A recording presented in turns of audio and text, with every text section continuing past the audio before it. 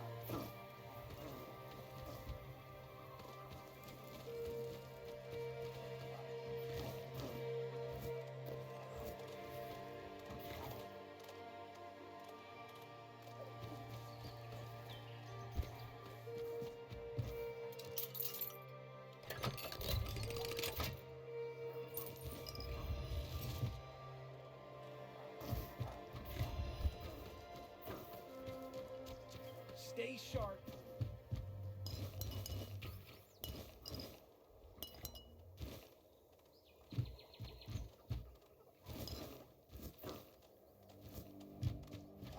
Being watched.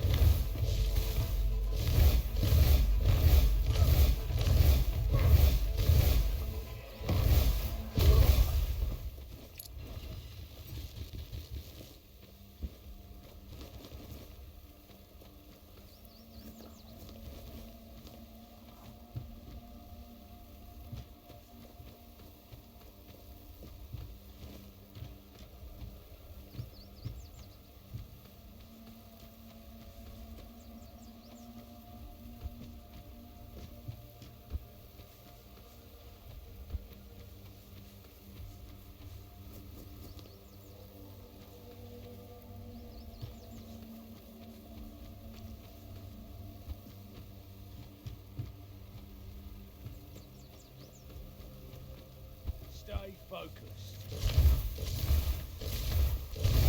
You're no match for our pants. This is my lucky day. Your gold belongs to us. What a win! We'll make short work.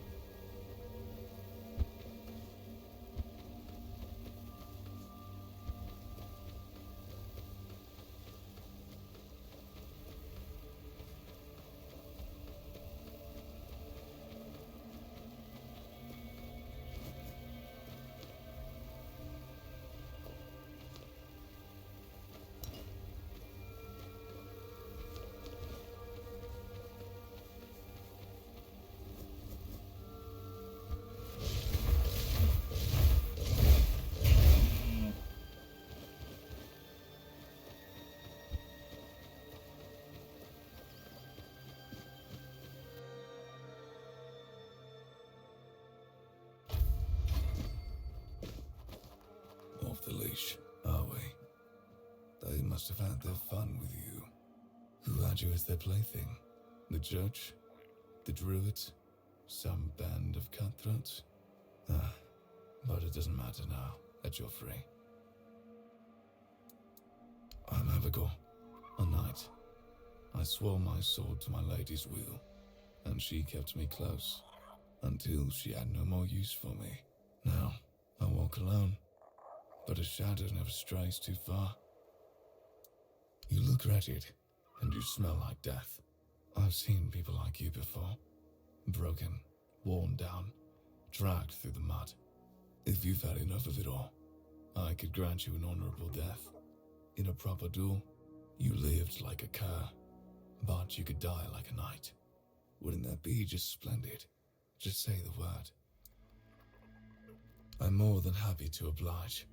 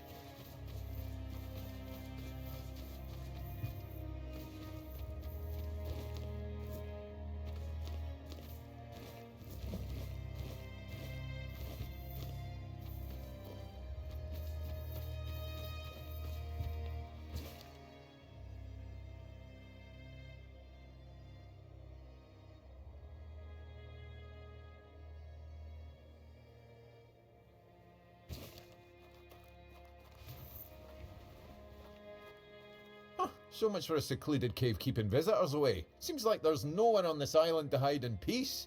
Ah well, since you're here, I have an important question. Do you have any food? I promise to answer all of your questions, no matter how annoying or asinine they might be. But first, do you have any food? Oh dear. Yes, food. That stuff you put in your mouth to make sure your body doesn't wither and die, you know? Fish, meat, vegetables, bread. Oh, some bread would be especially nice. But I'll take anything, really.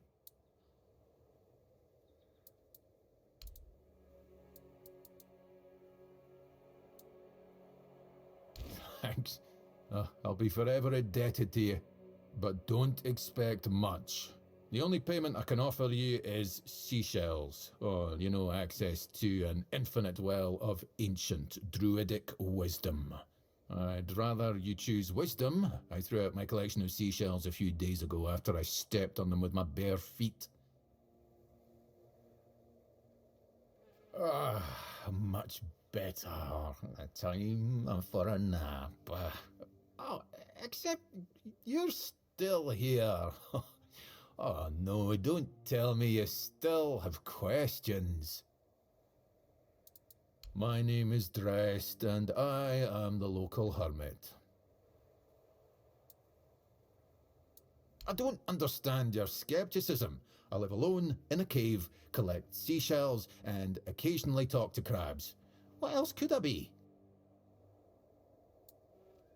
But didn't you know? There are no more druids. The mob rounded them all up, stuffed them into a giant wicker man, and lit a fire. Their screams could barely be heard over the roaring flames, but the stench of the burning flesh easily overwhelmed the smell of blazing wicker. Its glow painted the sky in reds and yellows for the entire night.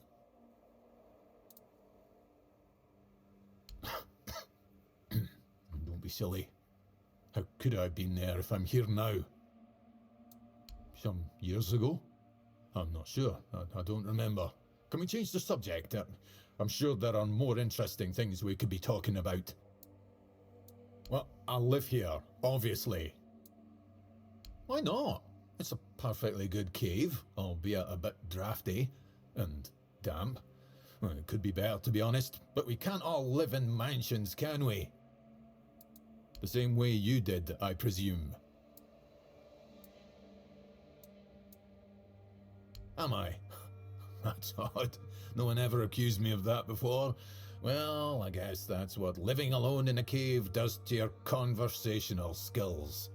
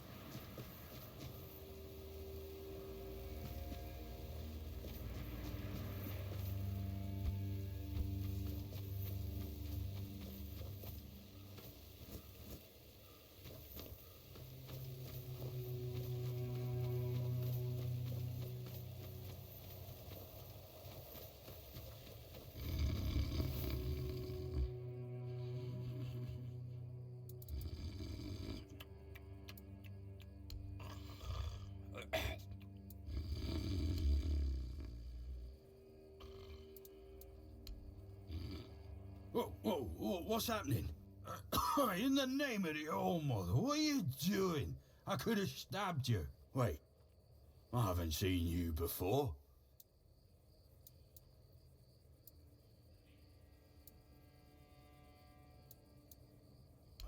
All right, true. Why didn't you, eh? You could have killed me. So you're not one of them bandits, then? Who are you, huh? This pin, I can't say I see it very clearly at this present moment, but it does look important. Very official. But I remember Fergus said something about all this, these emblems once. Oh, yes, I remember now. I welcome thee, ye, royal person, on behalf of the keepers. You are a great friend to our home. Welcome. Please, speak with Fergus. He's our quartermaster. He runs things around here in the captain's absence. He'll greet thee properly. Have a pleasant rest of the day. Open it up, boys!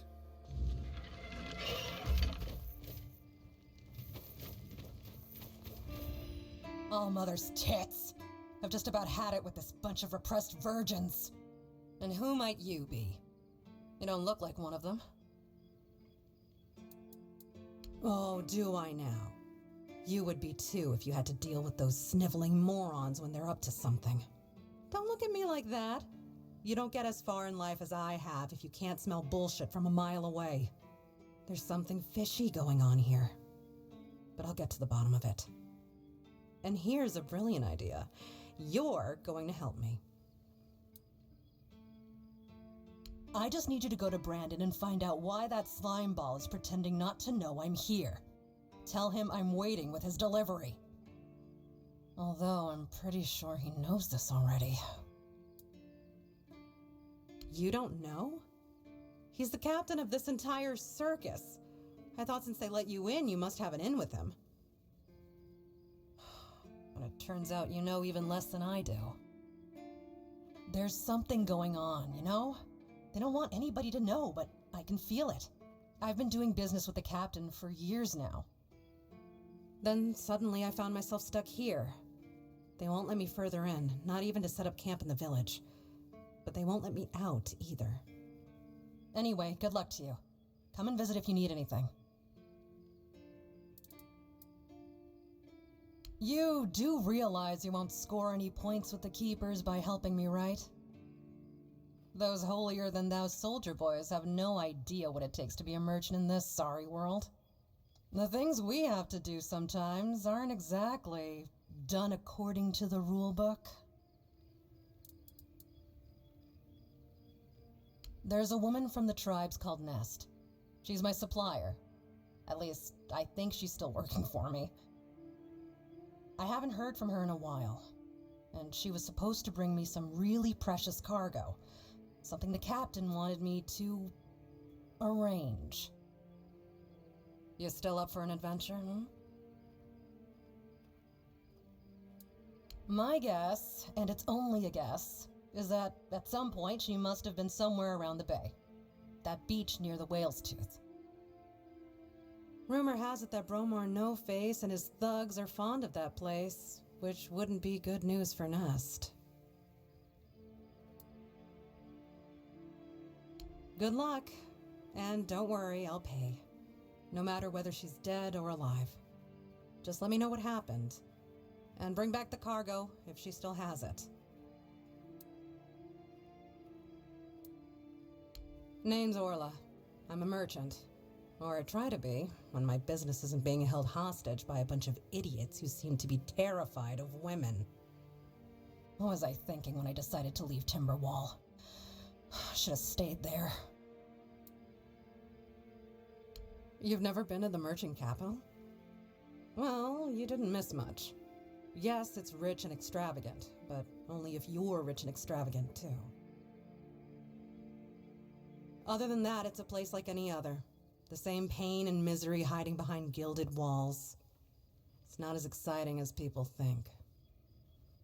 Or, well, maybe it is if you like living with a bunch of backstabbing crooks. Yeah, now I remember what I was thinking when I left that place.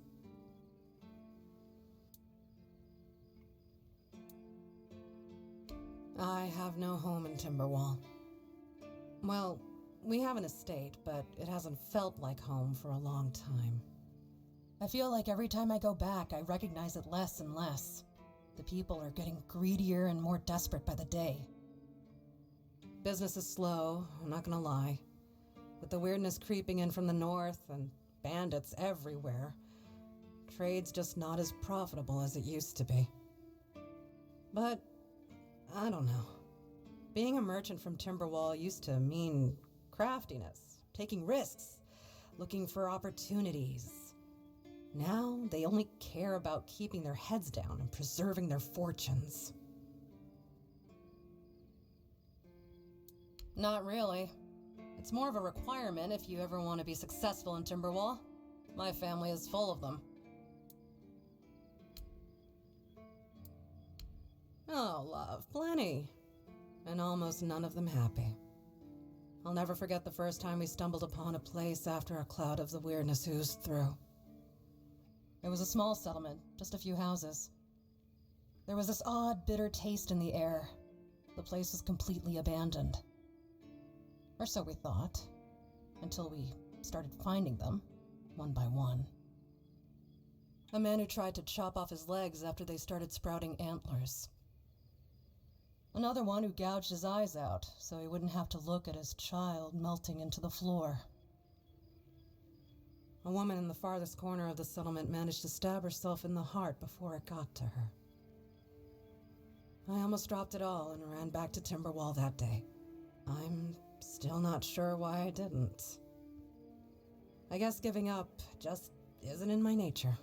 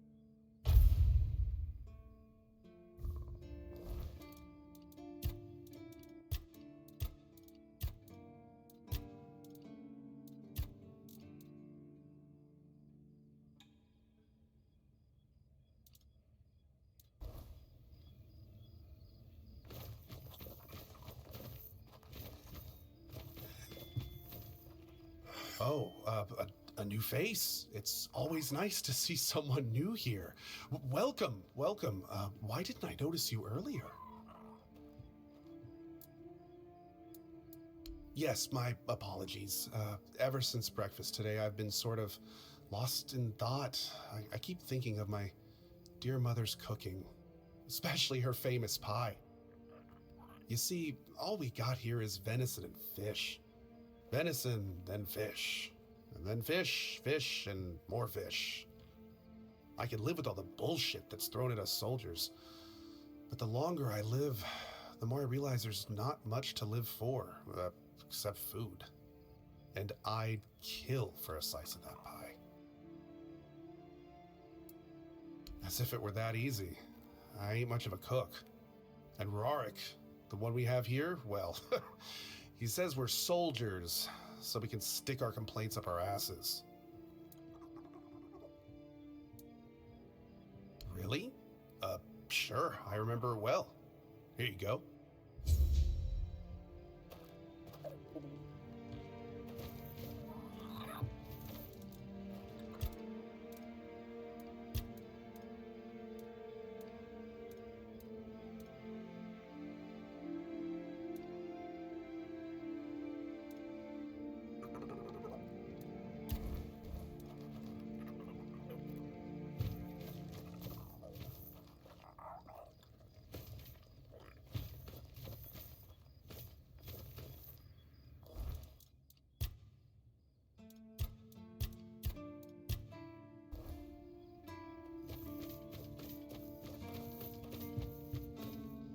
Welcome! In the name of our eternally reigning Majesty King Arthur and the Knights of the Round Tables, I am obliged to inform you that fighting those who actively break the law and reject the rule of the crown is the duty and pride of every subject. As Camelot's representative, I will be paying a bounty of 10 gold pieces for the death of each bandit roving the area, as long as adequate proof is provided. I also recommend checking the bounty board for information on wanted criminals, especially those considered particularly dangerous. Please, state your business.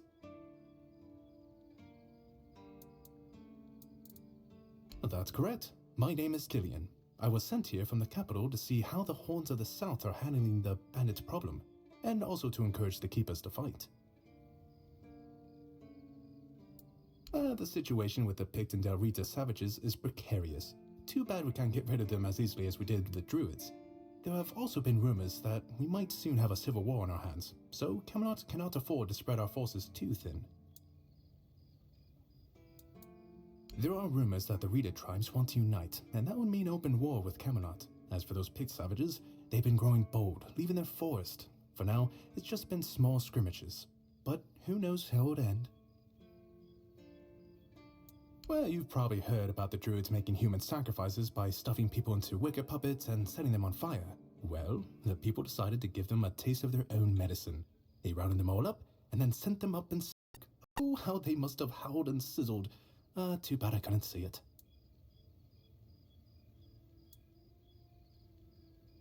Most of them, the survivors have supposedly taken refuge with savages in the woods, and one of them is rumored to be hiding in the Horns area.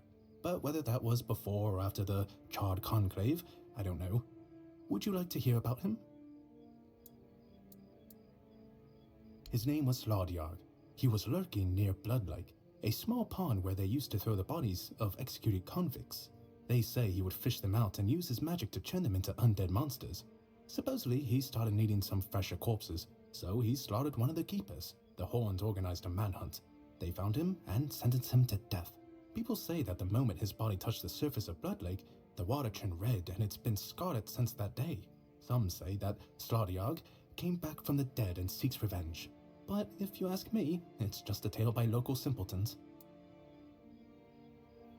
I don't really have much more to tell. It's hard to get any updates here. I only know that the new Lancelot has not been very popular, and that's putting it mildly. The Witch Morgane would have been burnt at the stake long ago if everyone weren't so afraid of her. And then we have the commoners who seem to keep forgetting their place, and loudly demanding changes. Everything is falling apart. None so far. The keepers don't want to risk being turned into pincushions for a mere 10 gold pieces. Besides, the captain banned them from leaving the horns of the south without a good reason. Too many bandits and not enough keepers.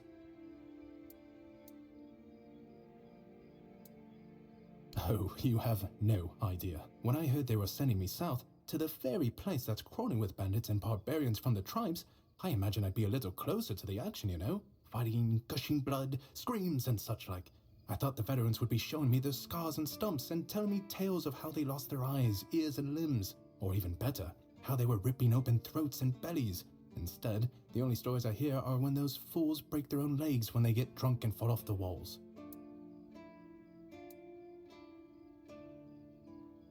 I could be, but many people can swing a sword, but only a few have as sharp and bright a mind as I do. It's just that some people were made for fighting, while others are destined for greater things. Besides, watching and listening gives me enough satisfaction without needing to risk my life. Yeah, I've been like this since I was a child. The moment an execution is over, I'm waiting for the next one. And there are quite a lot of them in Camelot, and I like to watch where Mum punished the servants with a whipping. It's just how I am. Well, Camelot would send a group of knights with Sir Galahad at the head, and he's not interested in half measures. He'd probably burn down half the garrison, or hang them. He's done both. By the way, did you know that people who are hanged rarely die from strangulation? Usually the sudden jolt causes the backbone to snap, which separates the head from the body. A while ago I saw someone hanged in the village, and it's true. One snap, and it's done. No matter what you say about him, he's very efficient. Brutal, even by my standards, but efficient. Oh, sure, plenty. Did you know that apparently if you cut off someone's head, they don't die straight away, but remain conscious for a few moments? If someone dies in a damp, closed-off space, sometimes, but very rarely, their body creates a thin layer of wax on the surface of the skin. I heard that a body decomposes in water 4 times faster than on land. I need to think. If I remember anything, I'll let you know. Really? You fought bandits and killed them? Oh, I want to hear all the details. Here's your reward, but promise you'll tell me everything. Again? You really like killing, don't you? Do you shoot them with arrows from afar, or do you prefer to get right up close and watch the light fade from their eyes? I have so many questions, but for now, here's your reward. Incredible! You're a born killer, aren't you? Instead of just taking out bandit scum, how about hunting something bigger? There's an ogre, a really nasty son of a bitch, holed up in a nearby brook. I've heard that one swing of his hammer can turn a bear into a bloodbath. As you can imagine, the keepers aren't too keen on dealing with him, even though the ogre roams just off the main road to the north. When Galahad arrives, he certainly won't be pleased. If by some miracle you manage to kill it, you'll earn Camelot's gratitude and a hefty reward. Bring me the ogre's shiny eye as proof of the kill. The brook is right off the King's Road. Here, I'll mark it on your map. Did they resist? Oh, I hope they did. Oh, someone finally checked out the notices I was posting on the board. That's the carcass of Fingerless Comb, isn't it? They've been hunting him for the slaughter of 2 keepers. And now, they finally got him. Well, you have. Here's your reward. Do you keep bandits' fingers as trophies? I would. Go, the hunter waits. Oh, hey, before you go, I can see the bloodlust in your eyes, you know. It takes one to know one. So here's some friendly advice, free of charge. If you're seeking scum to slay, you'll find bandits in the ruins of a merchant settlement nearby. It's worth visiting if you haven't already.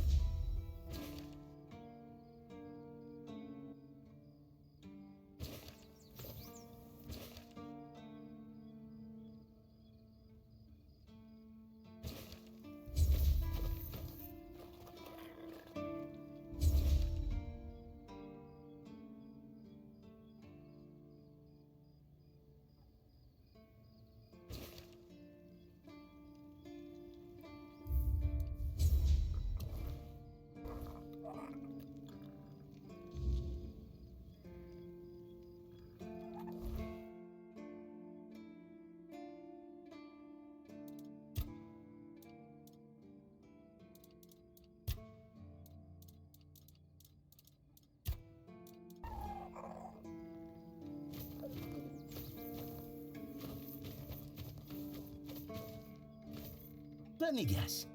Camelot, no? Timberwall, also no? So you're not from the north? Ah, of course. You must be from Connacht. I should have guessed right away.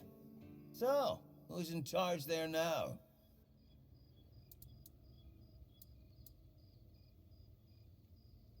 Nowhere? Never heard about it. Must be a shithole like no other. And I think I won't learn much about politics from you. You know, people are talking about rising unrest in the north, and a secret coalition preparing a coup at the highest levels of power. And that whole plague thing is just a tool to reach their final goal. The Red Priests are also trying to get something out of it. And to be honest, it's not gone too bad for them. The Druids are out of the picture already. Well, sure. They want to establish a new order on our island. And it's not clear who's involved in the whole mess. Maybe. Maybe our captain is even involved. Hell knows. They have their people everywhere. Damn it, you could be one of them too. Although when I look at you, I don't think so. You have such a stupid face. With all due respect, of course.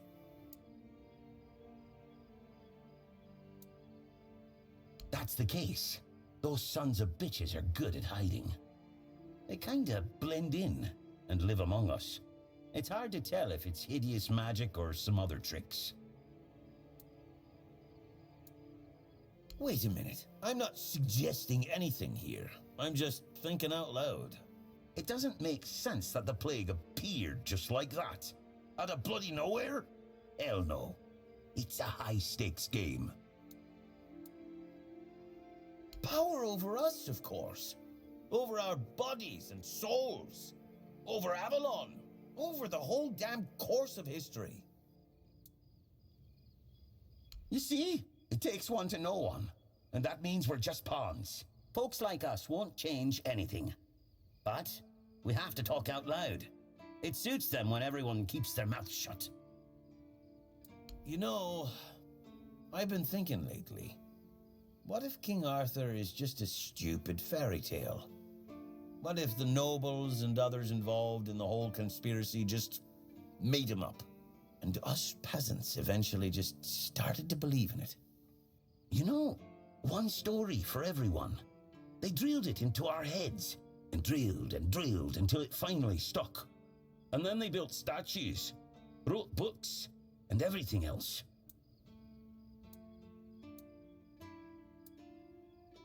You finally get it. It's just a pity that there are so few like us. Well, we just have to keep going, eh? And while we're at it, I have to get back to work. I'm on duty.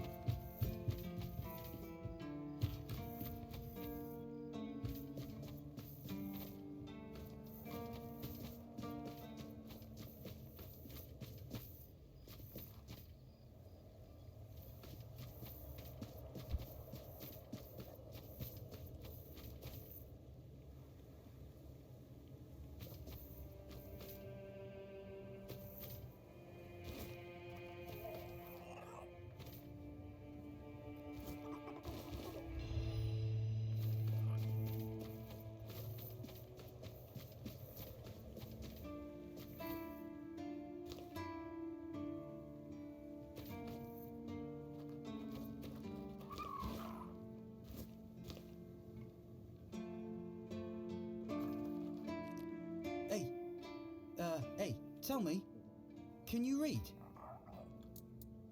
Listen, I'm no good with words. Could you read me a letter from my sister? She's learning how to read and write. Can you believe it?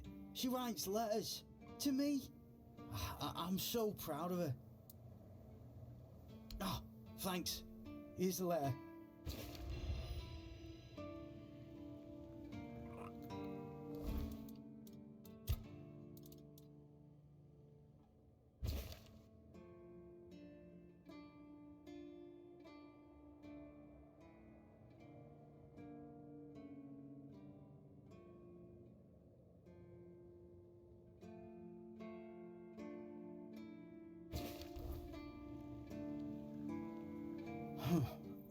And what did it say?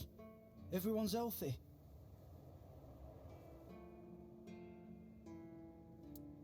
No, you must have misunderstood something. What do I do now? I don't know. I don't know what to do. I should go back to him, right?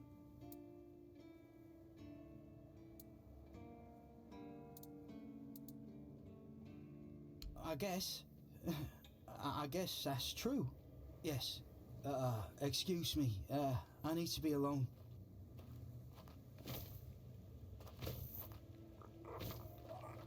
Are you here to keep me company or put me out of my misery? Just kidding. Love the view, but this weather is killing me. You don't say. I didn't choose to be here. Our beloved quartermaster sent me to freeze my arse off. He said as punishment for spitting on the good name of the keepers, whatever the hell that means. I just got drunk in the tavern and lost half my pay, and maybe some of my clothes. But I mean, why would he even care? It was my gold. I can spend it how I please. Oh, aye. I need a warm coat, and I mean the absolute warmest coat you can get, huh? Osprey might have something in stock or know how to make one. I'd ask myself, but he's not exactly speaking with me these days. Thanks, friend. I knew I could count on you. What do you think of scale armor? Scale armor. What do you think of it? The ones all the keepers wear.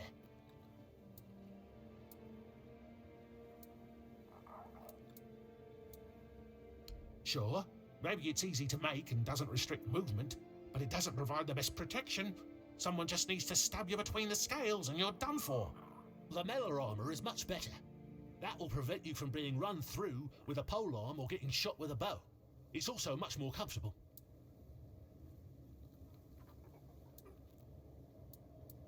Oh, of course.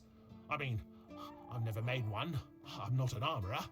But I've read so much about it that I'm sure it won't be a problem. Here's the page from the Armourer's Almanac that explains the process. I told them, but they both said I know jack shit. Besides, the keepers rarely go outside the walls nowadays. Then the quartermaster added that if I don't like our equipment, he could send me out scouting in just my underwear. Perhaps you're right. But if somebody ever stabs me under the scales, I'll go straight to the quartermaster and give him an earful. I read a lot about it. In Volume 4 of the Armourer's Almanac, Arden Shadowblade describes the differences between various types of armour. For example, chainmail allows for a good range of movement, but it's heavy. It also provides poor protection against blunt weapons, and its production is laborious. Shadowblade is a moniker. Arden is passionate about weapons and armour. He has great knowledge of materials, techniques, and history. A true expert. Everything he writes is interesting. I would love to meet him one day. No, but I have knowledge from books and a lot of thoughts on the subject, so I know what it would be like to wear different armour.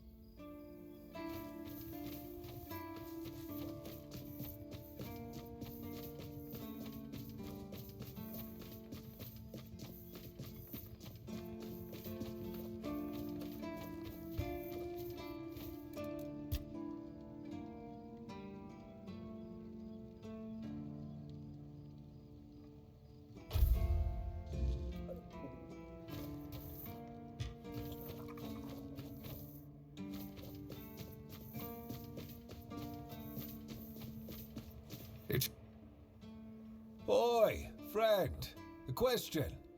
Do you know why people always stop and watch a blacksmith at work? Because he's riveting. It's good to see a new face in this sad hole. Oh, of course, I forgot to introduce myself. I'm Osbert, local master of hammers and anvils. Do you need your blade sharpened? Ha! Friend, I wish. But the only task I could use help with might be a bit too delicate for you to handle. Unless you're a master goldsmith, then feel free to prove it, and I'll have work for you immediately. There's just not enough of them to go around, and now that we're on lockdown, there's not much demand for my services either. Listen, I said I don't have any jobs, as in things I pay you for doing. That doesn't mean I can't teach you a thing or two, if you're willing to learn, that is. Since you're free to wander about while I'm stuck in the keep, maybe we can make good use of that. You've probably bashed in the skull of a beast or two, right? The alchemists. They're likely snatching up the corpses, using the muck to cook their weird concoctions. But perhaps you'd rather craft yourself some armor from those hides, huh? We should start with something simple. Let's see. I'll give you some notes on how to make armor. You gather the materials and get to work. And when you're done, you could bring it over so I can see what you've made.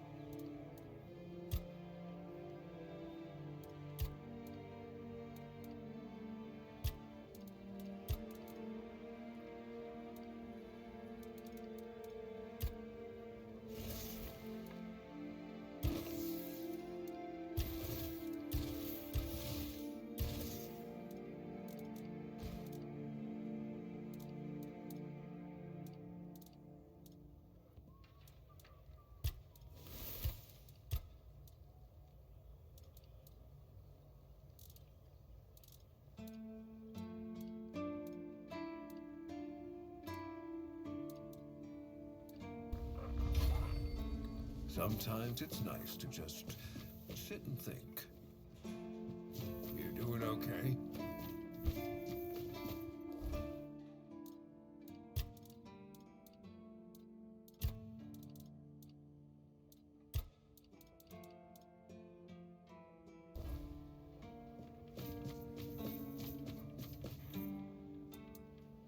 Huh.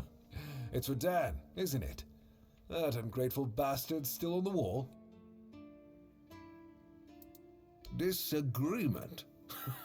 Sure, you could call it that, and I guess I might have overreacted a bit. But since Dan is on the wall and I'm here, I couldn't tell him that I get it. The prank and all. And I forgave him a long time ago. And now that I think about it, it was a hell of a prank.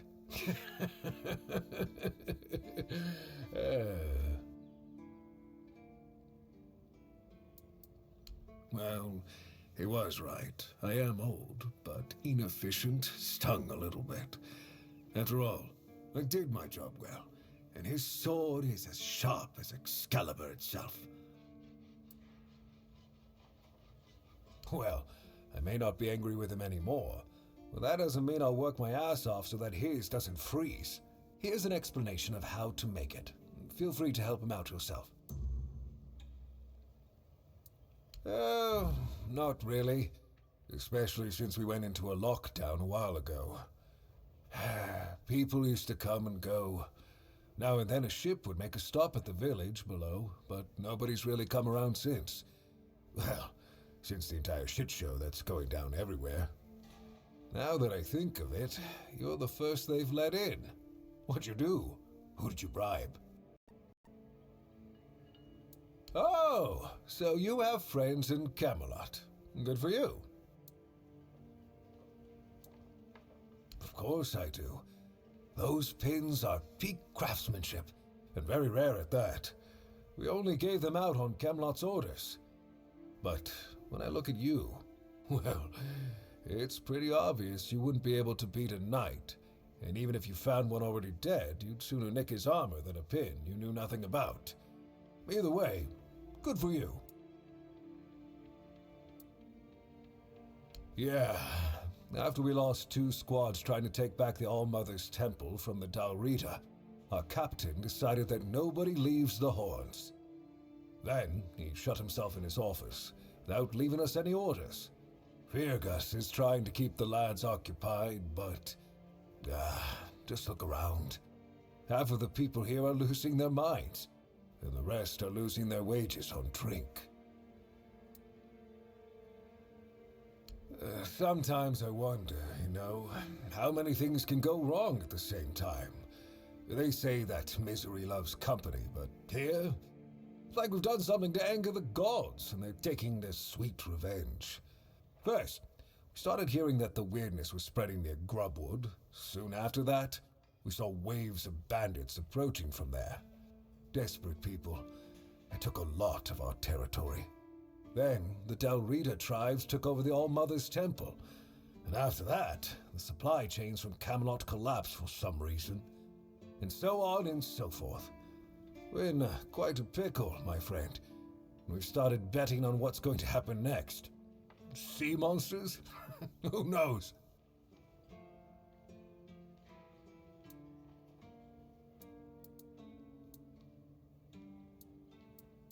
Yes, that damn forest north of here was already cursed and creepy. But now, I've heard it's an entirely different level of crazy.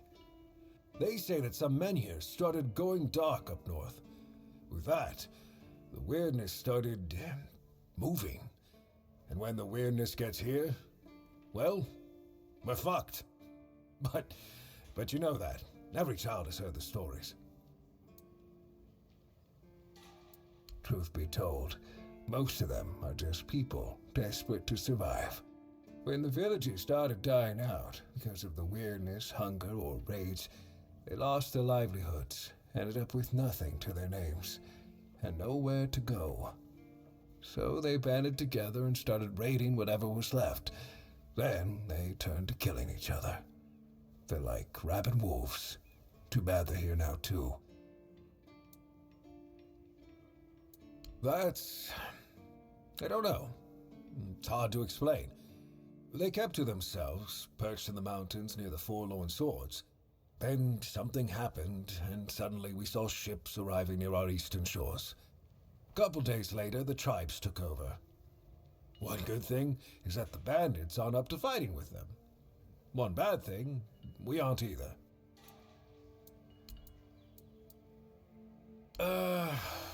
I heard that dew fell down the stairs and didn't break a single bone. So that's a start. Other than that, no, I can't think of anything.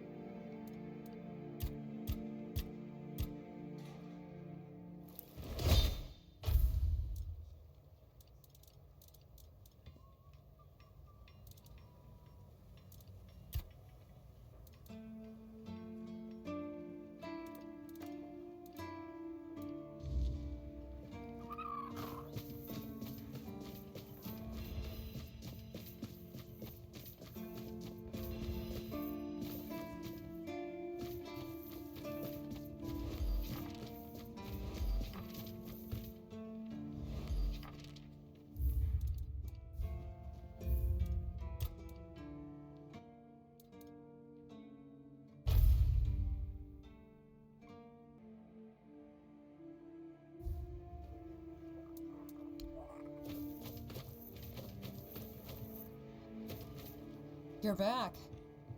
Did you bring my goods?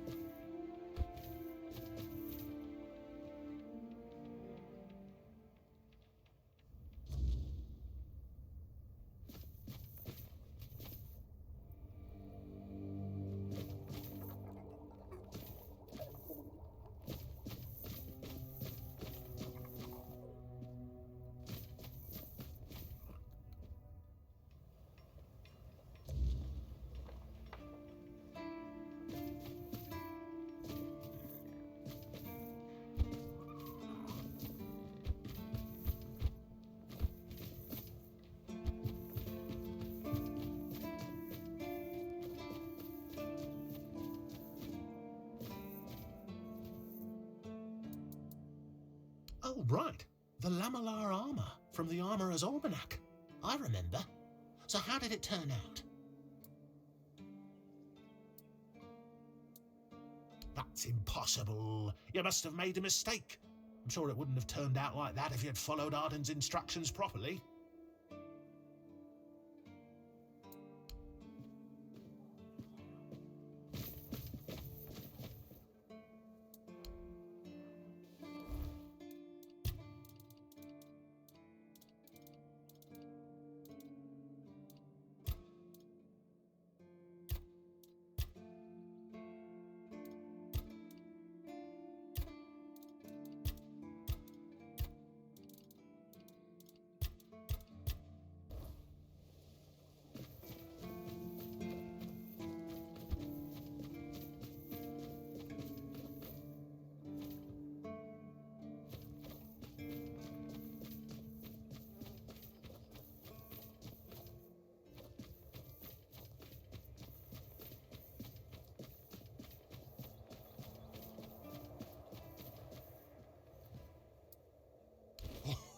Oh, thank you, friend. Let me repay your kindness. Even though I don't have much, I can at least tell you about something I saw a little while ago. It might be interesting for an adventurer like you. See those rocks near the shore? When it gets dark, sometimes I see a light there.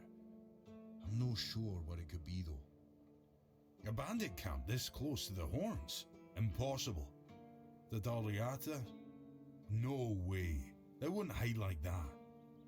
Maybe something else entirely? It's probably nothing, but maybe you could find something interesting or valuable there.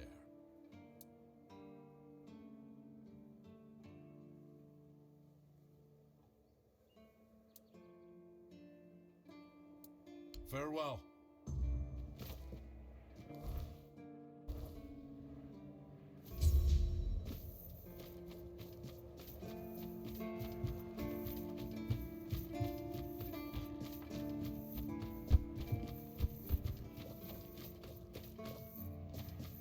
Sometimes it's nice to just...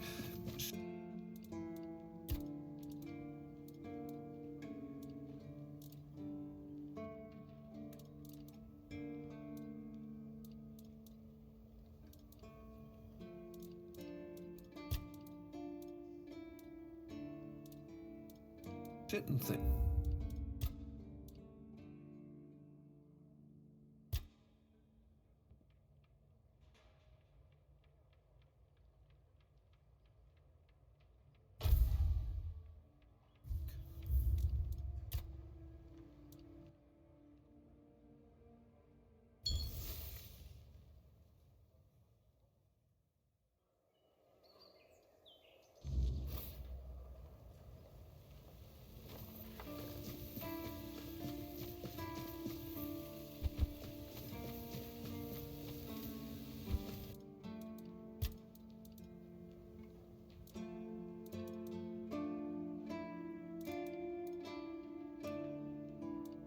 I look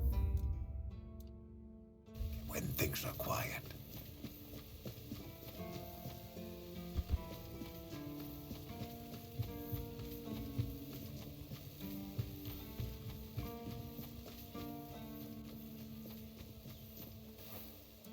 Oh, right. I knew it. If you follow Arden's instructions closely, it's almost impossible to mess it up. I'd love to make my first armor, but I doubt Orsprit would even let me within 3 feet of the anvil.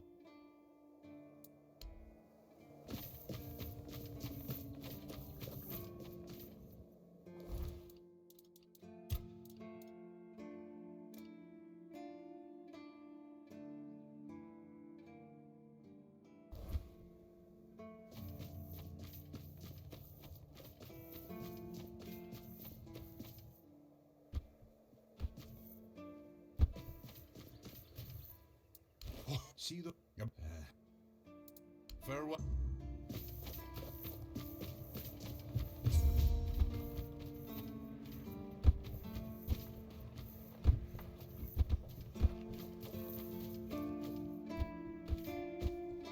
Always good to have a little rest.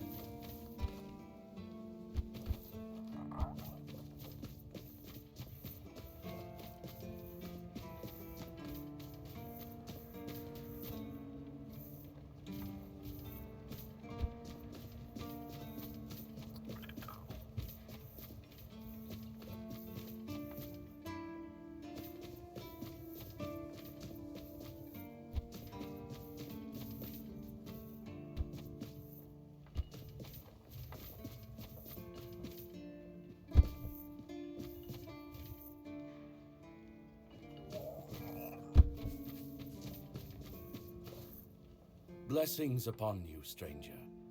May the word always resonate within your soul. What do you mean, my child?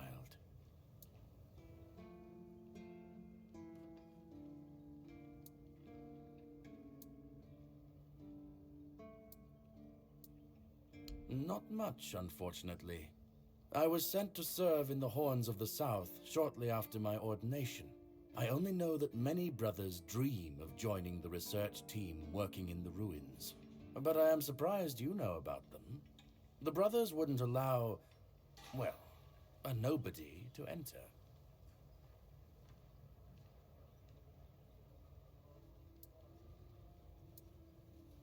That's commendable. Keep it up. The Prophet values those who know their place in the world. I'm afraid you are attributing too many characteristics to me based solely on the clothes I wear. The Horns of the South are my home. My mission is to spread the word. The word is good. I'm afraid that I simply cannot believe your blasphemous words without proof. So it's your word against the word. Let's leave it at that. It's a sickness, a corruption, but also a mystery. Many of my brothers would call it a curse, a stain upon Avalon that must be purged. And yet, I wonder, did Kai not teach us that all things have a purpose? That even suffering carries wisdom? The weirdness twists and warps, yes. It consumes and it takes. But it also gives. Life grows in its wake. Strange and terrible, but life all the same. If we are to fight it, we must first understand it. And that is what frightens the Church most of all. Understanding. As prepared as any men can be against something they barely understand. Swords and fire will hold back beasts. But what of the creeping rot that twists flesh and mind alike? But there is one thing.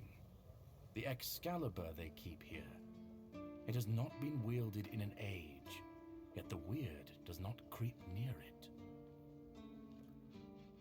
Well, even as it rests upon its pedestal, the air around it remains untouched. The tendrils of corruption that strangle stone and steel refuse to claim it. The Keepers may not see it for what it is, but I do. There is power in that blade. Something ancient, something beyond the Church's teachings. And if it truly holds back the weirdness, then Perhaps it was never meant for men alone. Safe? No. But safer than most, I suppose. But tell me, what is safety, truly? A stronghold? A weapon? A prayer? I've seen men with all three fall just the same. So no, I do not feel safe. But I do feel watched. And sometimes that is enough. Certainly. Kai's blessings know no bounds, but sometimes it's useful to seal them in a handy flask.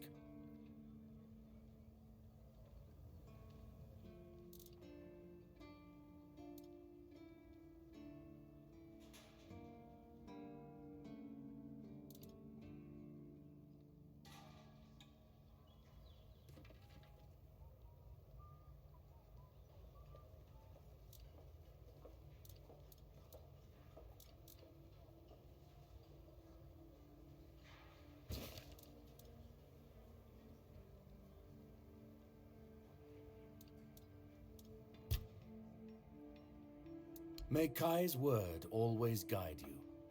In the word, you will find solace.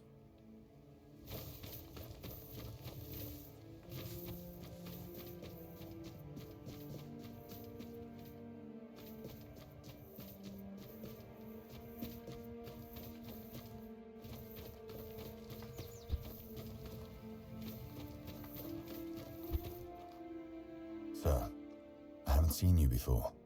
I wasn't expecting any guests, and you don't look like a new recruit. And yet, Odrin let you in. He's not drinking again, I hope. Most unfortunate, but that explains why you just strutted into the horns. I'm afraid I'll have to take action. The name's Fergus, and I assume you already know I'm the quartermaster here. Now state your business. And please, try to be convincing, or the walls of this fortress will be the last thing you'll ever see. Yes, I know. And that's why you're still standing in front of me. However, these pens were only given to certain people. They mean that in times of trouble, these people will always find a safe haven here in the Horns. And that makes me wonder, what happened to your friend? Where is he?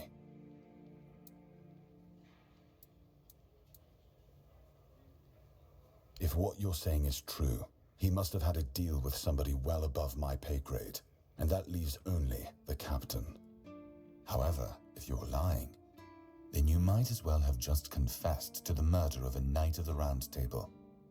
But nobody's that much of a fool, I think.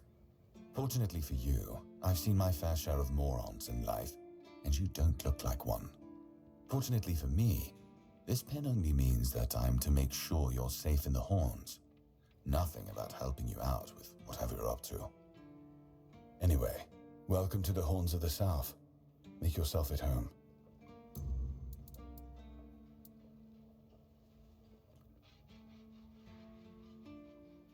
We've been having trouble with the dead lately.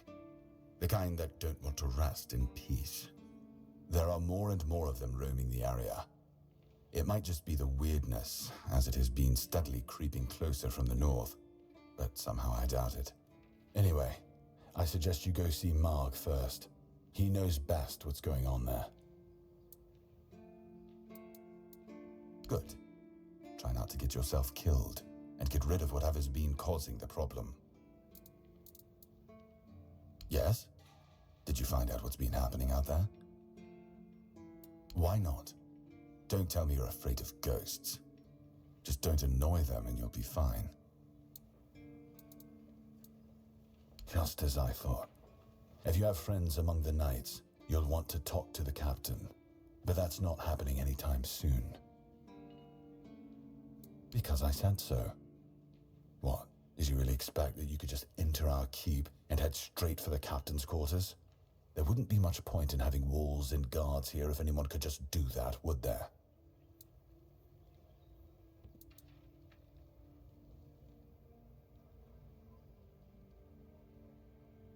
And have you helped any of my people? Or are you just here to wave that pen in my face again? First, show me you care, and then I'll take you to the captain. I can't have every random stray wasting his time. Not now, when the outcome of the war with its tribes is so precarious. I trust we understand each other? Good. Come back when you've proven your worth to the Horns of the South. Then we'll talk.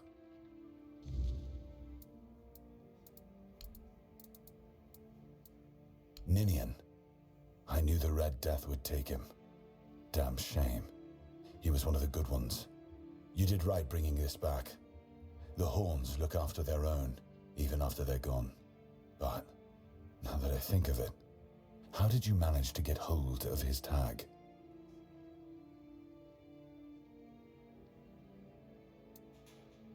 Tortured? In the asylum? You can't expect me to take that at face value. Brother Riagan said Ninian was too weak to survive the journey. They came for him, and we even held a symbolic keeper's burial for him. And what were you doing in the island asylum? You look fine, but if you were there, near him...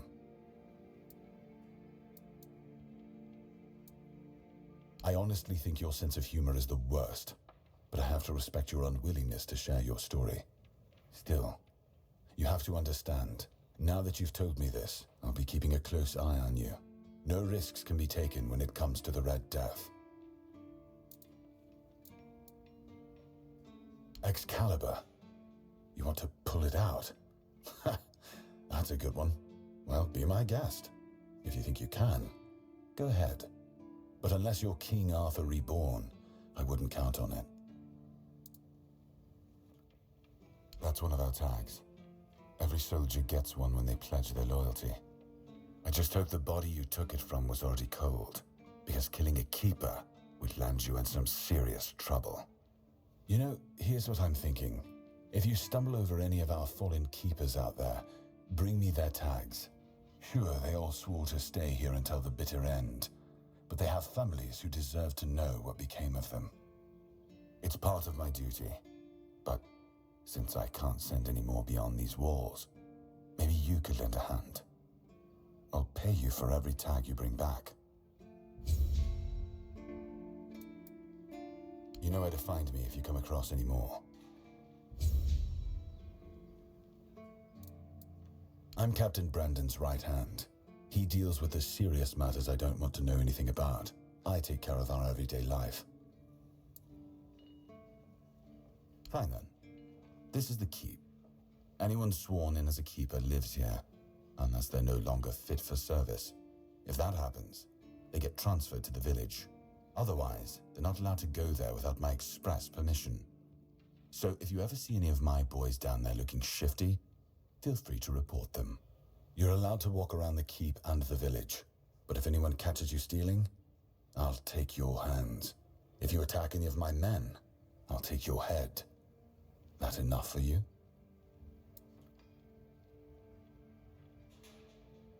That's between her and the captain. Were it up to me, she'd be long gone. Her presence here distracts my men. He's not our first line of defense. The archers are. Every man here needs to have a job, and no offense to Odrin, but let's just say we can afford to lose him. I'm sure the hordes of visitors clamoring at our gates can survive the insult. If you need rest, you can sleep in the barracks. It's no royal chamber, but it's better to sleep under a roof than under the stars, right? Especially in this horrible weather.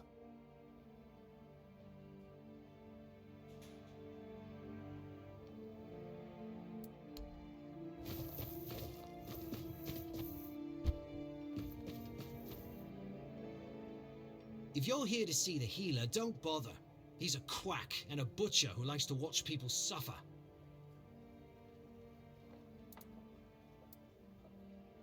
I came to him with a toothache, asked him to make me something for the pain, and you know what he did? He said my tooth is rotten, and then sent me to Osprey to get it pulled out.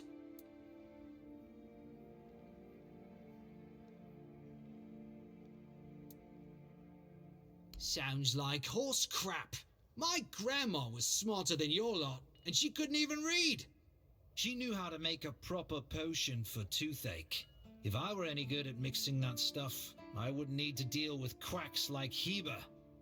I even gave him my grandma's recipe, but he said it was no good. No, Heber took it, the plonker. Said if I don't know how to make it, I shouldn't have it. And that he doesn't want some questionable homebrew medicine spreading through the keep.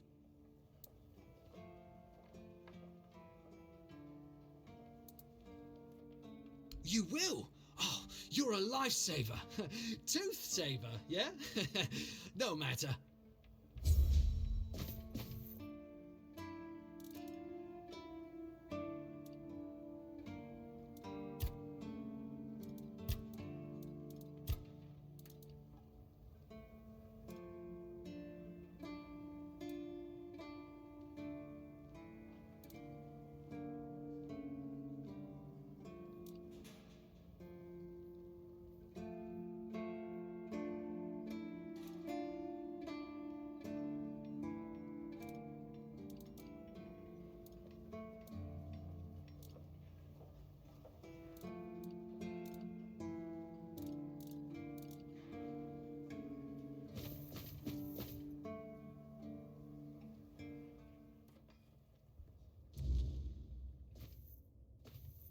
Oh, sorry. Do I know you?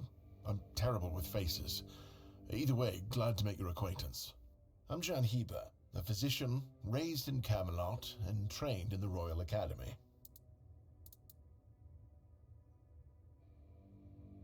Why would you, though? Don't you have better things to do? Aha, got it. So you're up for work not out of the goodness of your heart, but for your own selfish plans. Understood. It's a good reason. Well, I'd say it's better than most. But all right, if you're a mercenary, then I do have a job for someone who'd be willing to risk their life in exchange for material goods.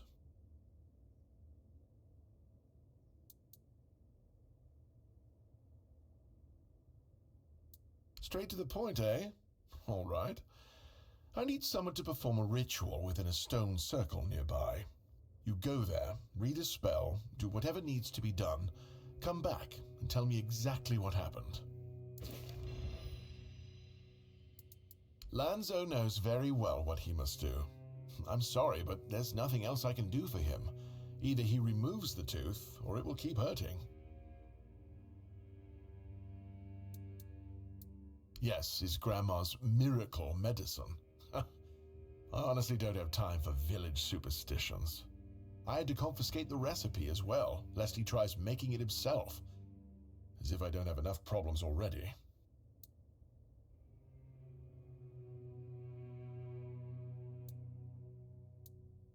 Times in the keep are tough.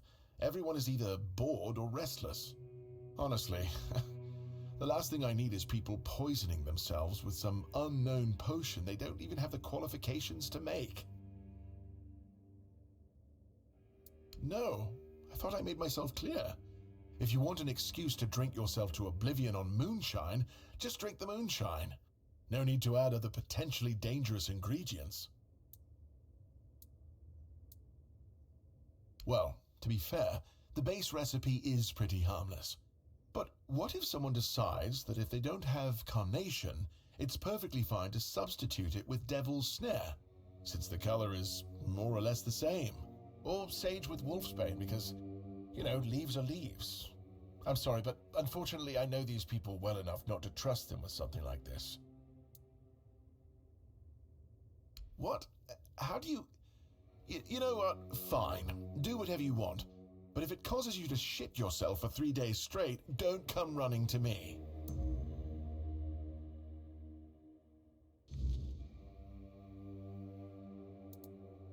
In Camelot, maybe, but this far south? Nobody cares. I've spent my entire life digging through scrolls and books in pursuit of their knowledge. I've been reading about their rites and the descriptions of their rituals. Look, I'm sure they were onto something. They knew much more than we do, but it feels like there's a veil wrapped tightly around that knowledge. It's like I need to find the right spell, the right ritual, something that will unwrap it for me. Is some local witchcraft I've been trying to make sense of. I guess I'll find out when I try it. Experience is the best teacher. Don't worry, I'm not testing anything on the others. Graham the Mad, a great Camelotian physician, used to say that a real doctor would never give his patient something he hadn't tried on himself first. A wise approach, which I follow myself.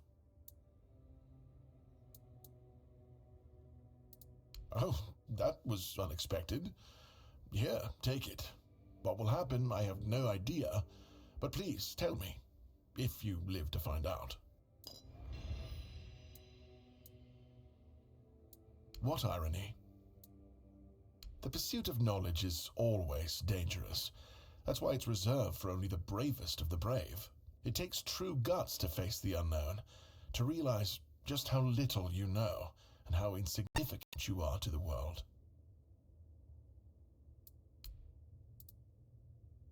I was classically trained in the proper art of medicine by the scholars of Camelot.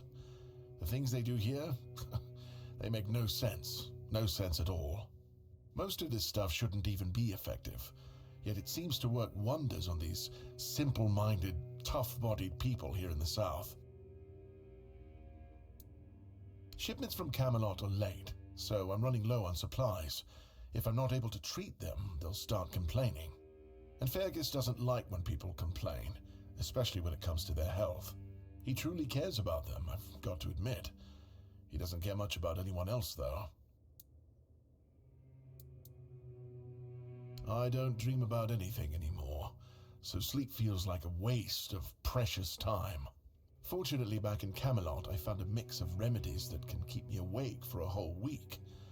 It was quite popular in our study group. Oh no, every physician needs his secrets. But I can sell you some if you promise not to tell any of the higher-ups. There are side effects. You won't fall asleep for a while, but the moment you do, well, you'll feel like you died and came back to life, only to die again. So you either take the next dose, or endure it. I can endure it because I don't have a post to attend to. But our brave soldiers, well, that'd be risky. Well, they already trust my word, and I'll be sure to deny everything. Moreover, I'm in the position to raise my prices or to refuse to sell you medicine, whichever suits my mood. I'm honestly quite offended you're even asking.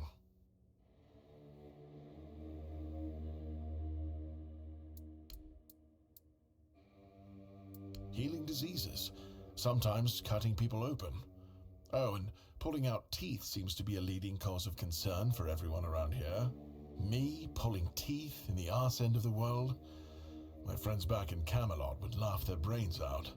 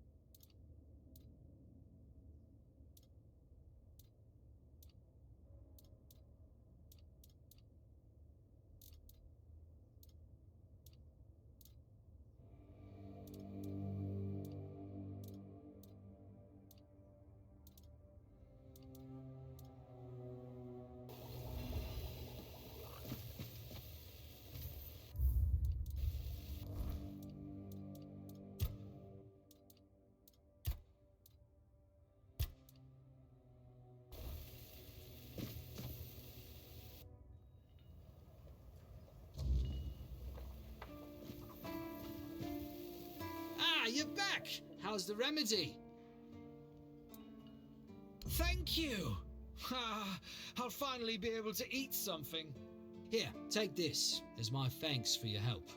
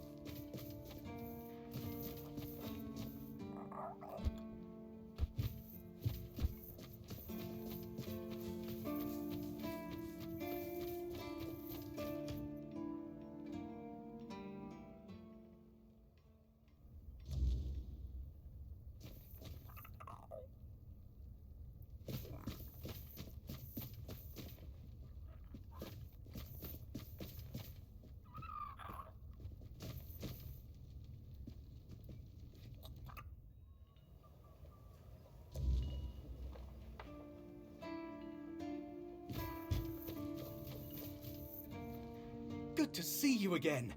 The pledge today was very interesting, wasn't it? The certainty in Quartermaster Aimer's voice. Beautiful. Makes one eager to start work.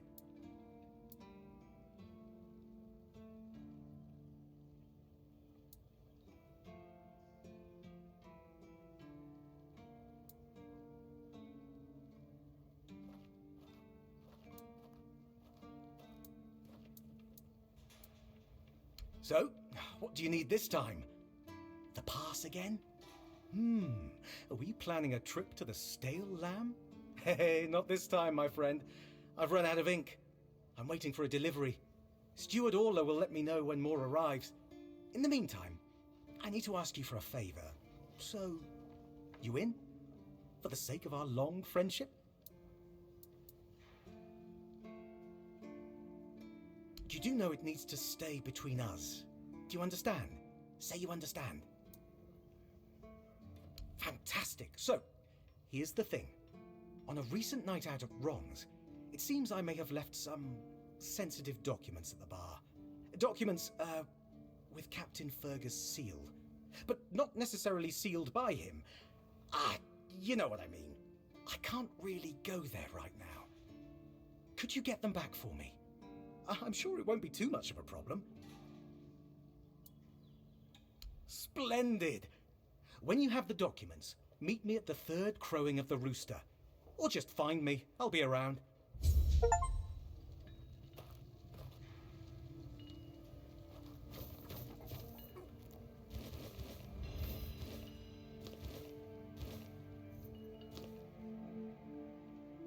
You all right, newbie? Have you been to see the refugees? I can't believe poor Cole was put in a cage. Hey, what a mess. Cole came to us with a group of refugees from some nearby villages. They were looking for shelter from, well, everything that's been happening here. Bandits, the weirdness, the Del Reader, hunger. I was happy Fergus let them in and allowed them to stay. You'll meet them in the village. They live in the buildings up high. Not long ago, though, Cole started acting very strange, erratic, sometimes even aggressive. One of our keepers, old Mahon, tried to calm him down. He might have used too much force, and Cole felt compelled to defend himself. He bit old Mahon. And since then, the old fool has been lying in the infirmary. Frankly, I think Mahon brought it on himself. They shouldn't have put that poor man in a cage. Wait, if you ever meet Patrice, please give her those flowers. I know it's not much, but I'd like her to know she's not alone. I support her and the other refugees. And I'm sure there are more of us who do.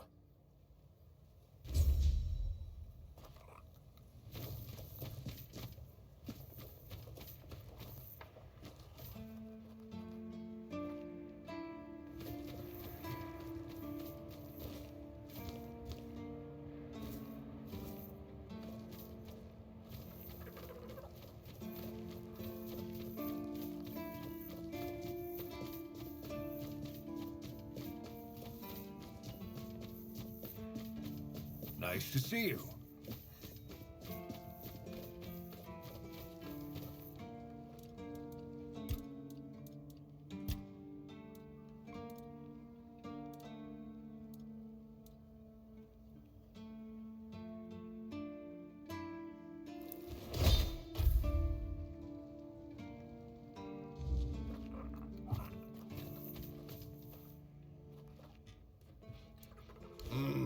Yes.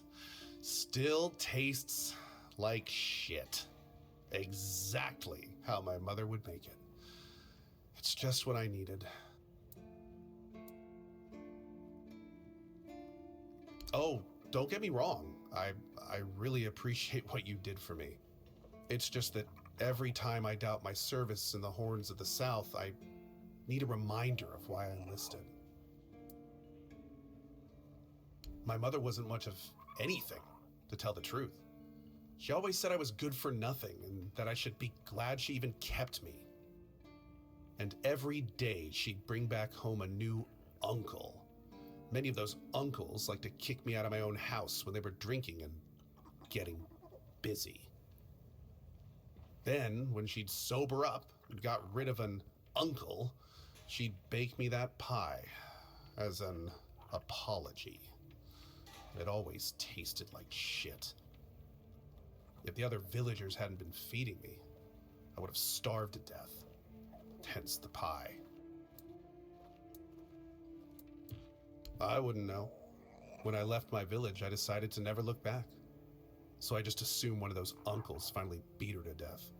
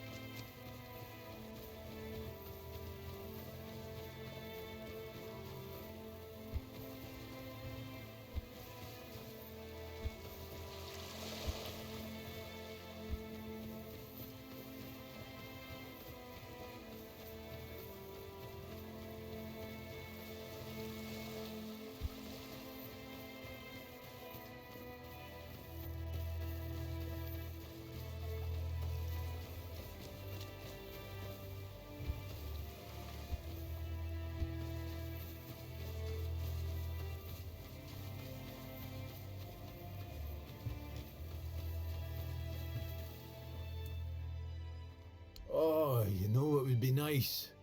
A bath. I do miss baths. I suppose when someone says they miss the taste of roast pork, you tell them to go lick a pig. Anyway, show me the scroll.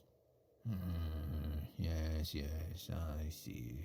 Well, you should definitely follow the ritual. Just make sure you do everything exactly as it is written. I'm sorry, I can't tell you anymore, but it is essential that you discover it for yourself. Revealing the details would spoil the effect.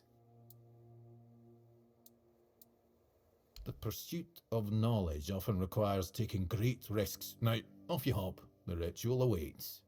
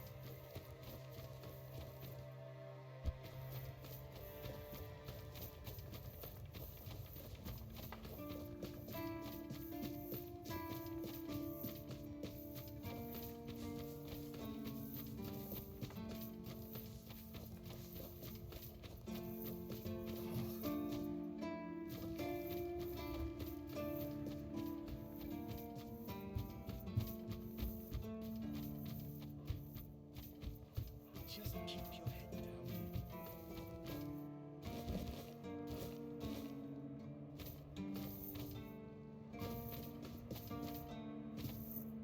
Bloody seagulls! Can you hear me? You flying vermin! Just try landing here and I'll pluck your asses clean. A keep by the sea. What a great idea that was. And what do you want? I'm fixated. Me! Oh, you didn't see what they did to me a week ago. I was just standing watch as usual, and then, suddenly, splat. A dozen of them flying overhead, screeching, shitting and whatnot. So, I yelled what I think about them, shaking my fist. And then another 4, splat! And they kept screeching. I tell you, they're laughing at me. I spent all night cleaning my armor. Sewell didn't think it through when he decided where to put the keep, mark my words. And I don't like how you seem to think I'm a fool. So, what now? Should I shit on you for that? I don't think so. I once managed to shoot a few. I thought they'd learned their lesson and wouldn't be flying over here anymore. And guess what they did? They kept shitting. With increased force. Like they're planning it. Vengeful scoundrels. I need to try a different strategy. Find something that will make them feel real terror. Like the way crows are afraid of scarecrows in fields. I'm sure seagulls also have something that scares them. We just need to find out what it is. Oh, thank you. I just need you to bring me some kind of a bird scarer. They'll learn their lesson and keep away from me. I don't know. I'm not sure if there's anyone crazy enough to take up something like this. There is one guy in the museum, Riderick. He's supposed to know everything.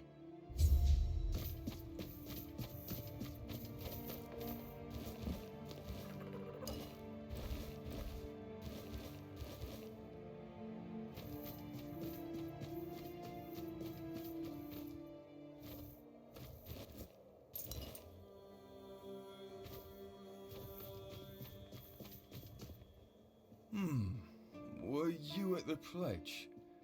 I didn't see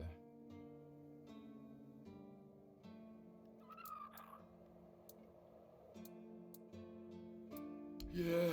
Yeah. Victory over health. Honor over life. Yeah. Bandits, tribes, Sodomol. Sleep, damn it, is the worst son of a bitch I ever fought. No sleeping, no. The service is eternal. Where would we be if Seawall took naps all the time? You need to serve, not...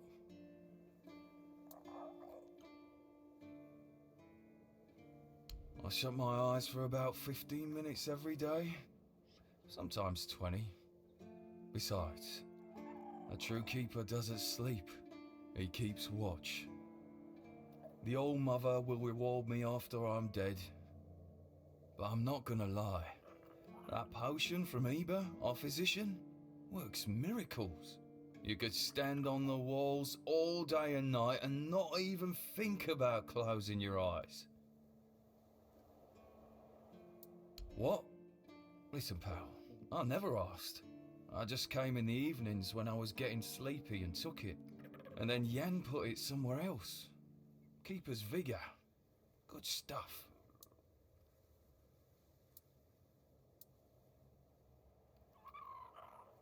Shows what you know. Once more, call to this glorious service. By the grace of the sea.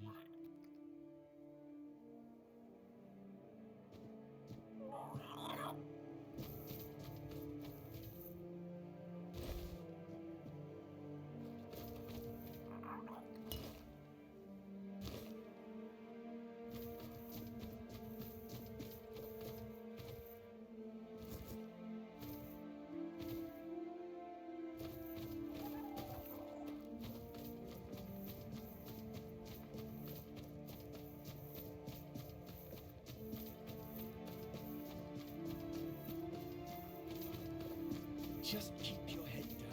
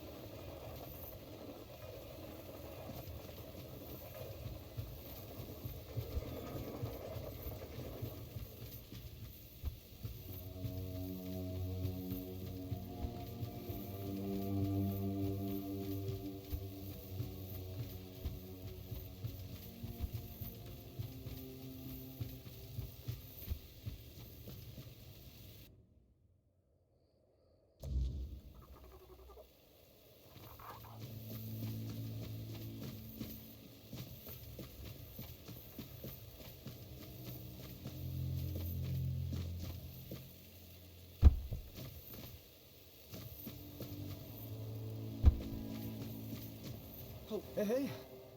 Hello. Are you also wondering why the heck we need them? Lighthouses. Why the hell are Dara and his workers pushing so hard to build the second one? Is one not enough? Is it because one is less than two and less is worse? I mean, two lighthouses next to each other are almost the same as one, and ships don't even sail this way anymore.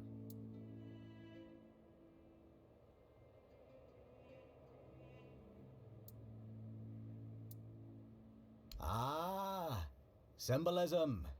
Yeah, maybe. Whatever that is. Aye, why would they?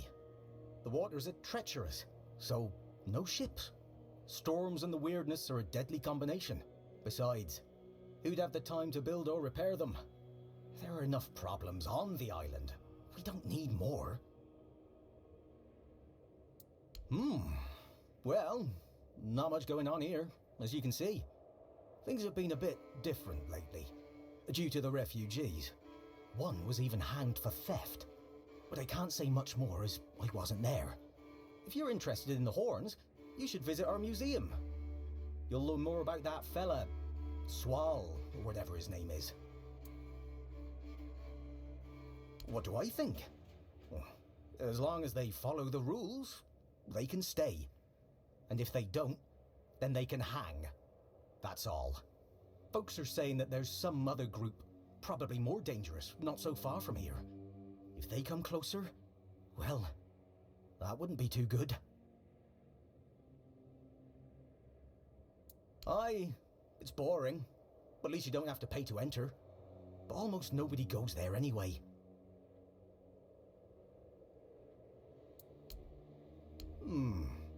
You can stay here and serve. Sit in the tavern, drink and eat something.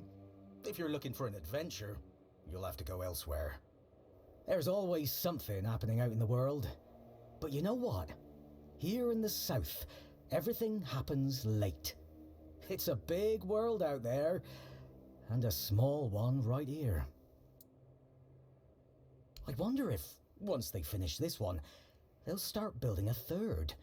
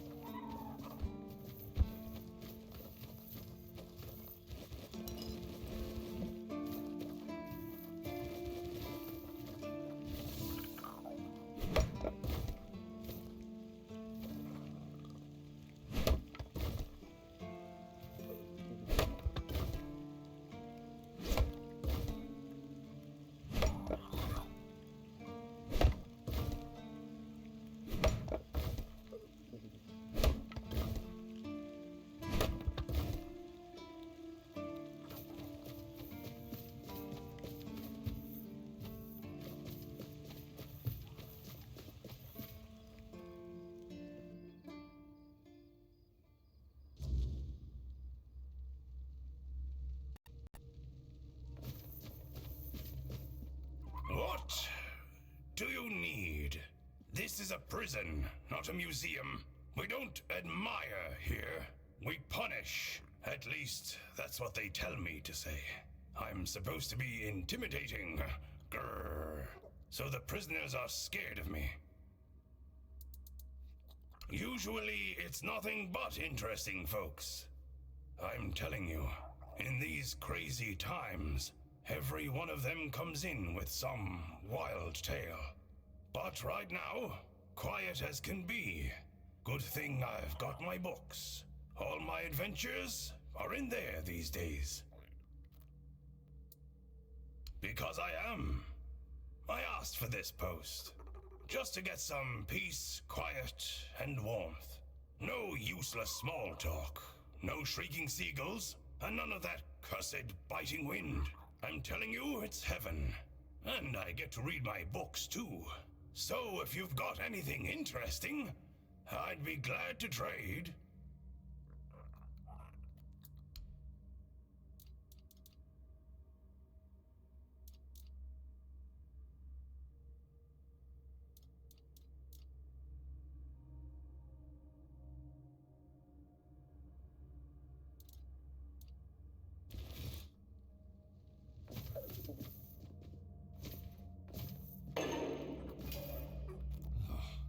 Who are you? What do you want? I don't recognize your face. I am They told me it's for my safety, and the safety of others. I don't like it. The keep is supposed to be my home, and yet here I am, locked in a damn jail. That cursed madman from the refugee group bit me. I think his name is Cole. The boys told me he's locked up in a cage now. Good. That's the proper place for animals like him. By the All-Mother, if I'd known he was carrying some foul disease, I wouldn't have gone near them.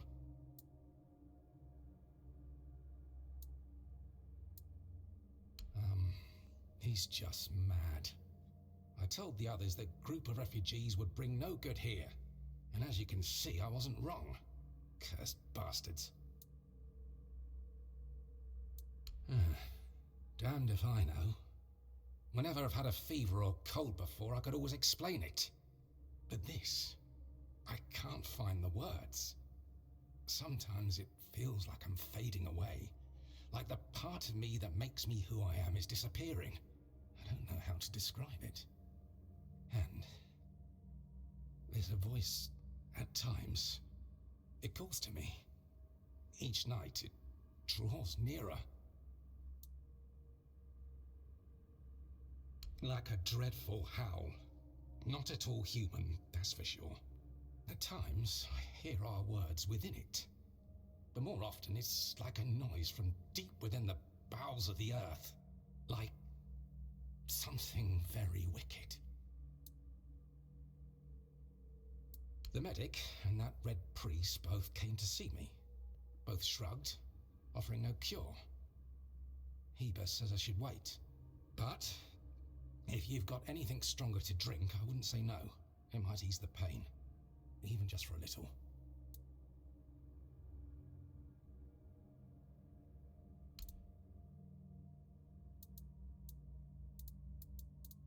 Thanks. That's really nice of you. Hold fast, and steer clear of those strangers.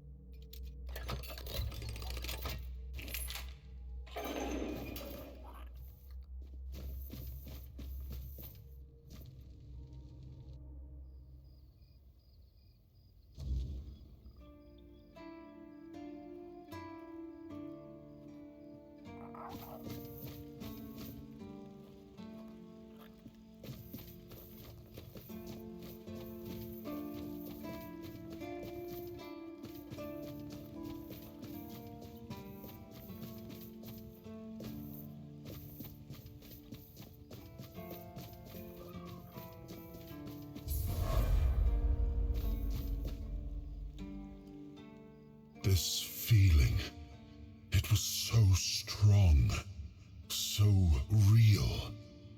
I remember now, the weight of it, the power.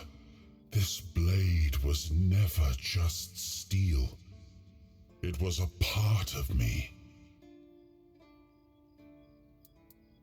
Yes, the sensation is unmistakable. But it carries more than my soul. It carries a part of my legacy. A sword like that, it doesn't yield easily. It demands strength of body and of will.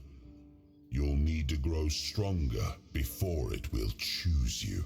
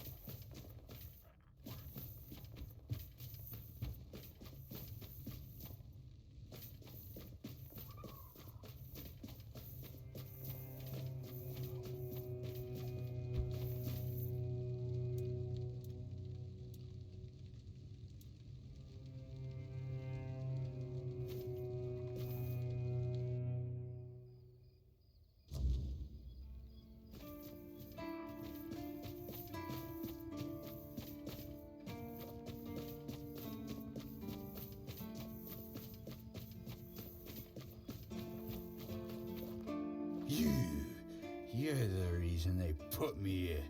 You just wait until they let me out. I'll beat you so hard your own mother won't recognize you. Come a little closer so I can spit in your face. Nobody asked your opinion. I drink 'cause I want to. I drink 'cause guarding that empty gate is the most boring shit in the world. What's it to you anyway, huh? Maybe I was drunk, but the gate was guarded. It's not your damn pin, I wouldn't even let you in. But all is not lost. We can still be friends. Listen, just pour something delicious down my throat, huh? And I'll forget this insult. I'm not guarding the gate right this second, am I? There's nothing wrong with having a little sip, right? Come on, don't be like that. Just a drop. That's all I ask.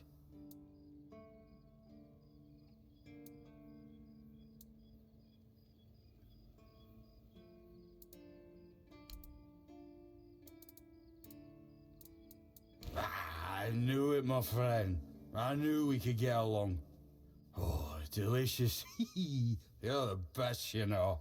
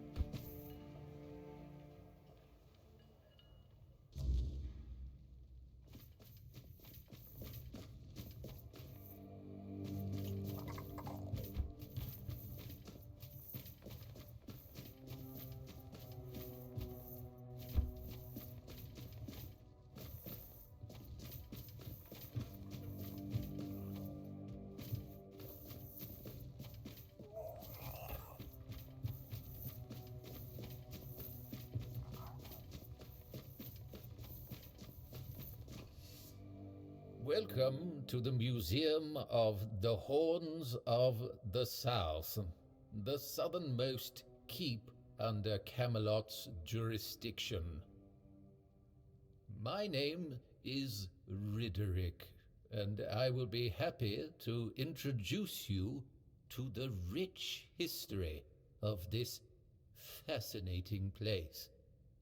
A history that began 623 years ago with the first keeper, Sewell Firstfoot.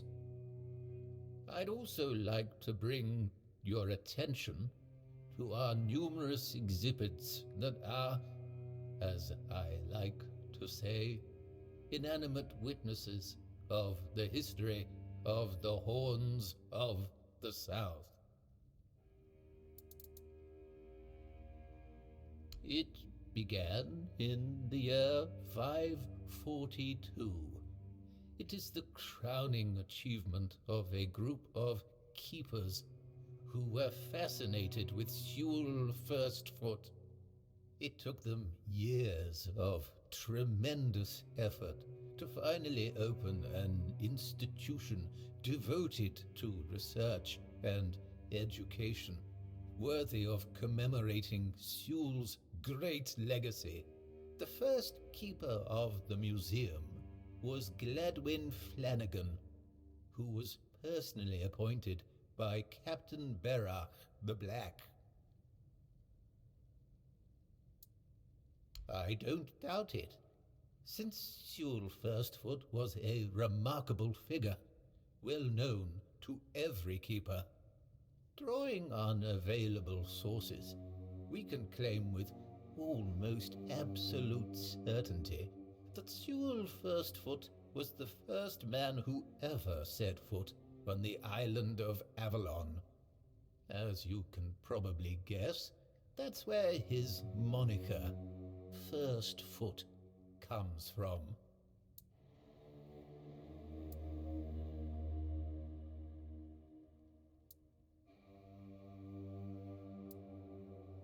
Oh, of course. Sewell was an outstanding commander whose strategic mind, bravery, and charisma contributed to our capture of the South from the Four Dwellers. He was also the founder of the Horns of the South, so I can say with absolute conviction that if it were not for Sewell Firstfoot, we wouldn't even be standing here having this conversation.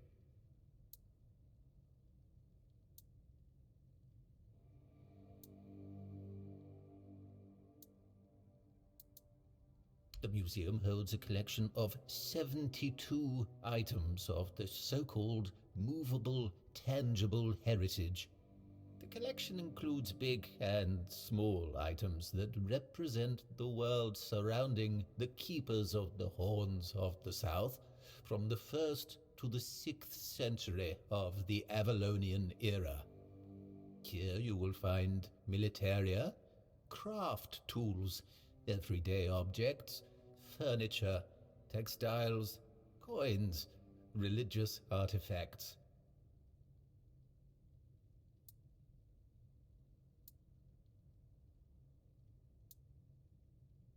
I'd say all exhibits are worthy of your attention, but I could point you to the ones I personally think to be the most notable, or subjectively, of course, the most interesting. Those would be the items that used to belong to Sewell Firstfoot. We have his signal horn and also his boots. Those boots were the first to touch Avalonian soil.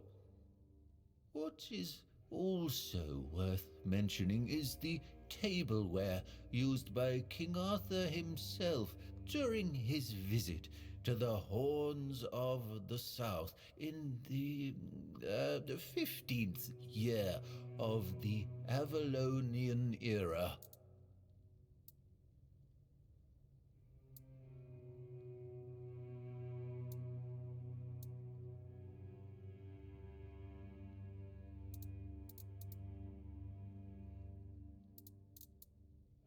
Yes, remarkable, isn't it? You can find them in the central display. Sewell's boots were sewn from 3 pieces of tanned calfskin, tied at the top with a leather strap. The seam goes through the middle of the instep, which is decorated with ornamental embroidery. On the outer side of each shoe, you can find a decorative brass buckle with the motif of the Camelotian bear. It is notable that even after 600 years, they are still excellently preserved, which is unusual considering the high humidity in this area. It means that even the keepers of that time must have realized the historical value of Sewell's boots, and therefore made sure to adequately preserve them. It is indeed an interesting exhibit. The horn was used by Sewell during wartime, not only for signaling, but also for intimidation. It is 50 centimeters long and made of the horn of an ox. It is the color of yellowed bone, with some ash-gray discoloration on the narrow end. It has a brass mouthpiece and silver fittings on its wider side and at the middle. The shape of the fittings suggests that the horn was hanging on a leather strap, which unfortunately has not survived to this day. It's a memento of the visit of the legendary ruler of Avalon. Impressive, isn't it? The tableware is made of tin coated with silver. It consists of a plate, a bowl, and a chalice. The edges are decorated with the motifs of Camelot, a crown and a bear. However, those ornaments are of visibly low quality. That detail, and the fact that those are the only wares from that time that have survived to this day, leads us to conclude that this set was cast specifically for that occasion, and that it was finished by a person unfamiliar with this kind of craft, perhaps a blacksmith or an armorer.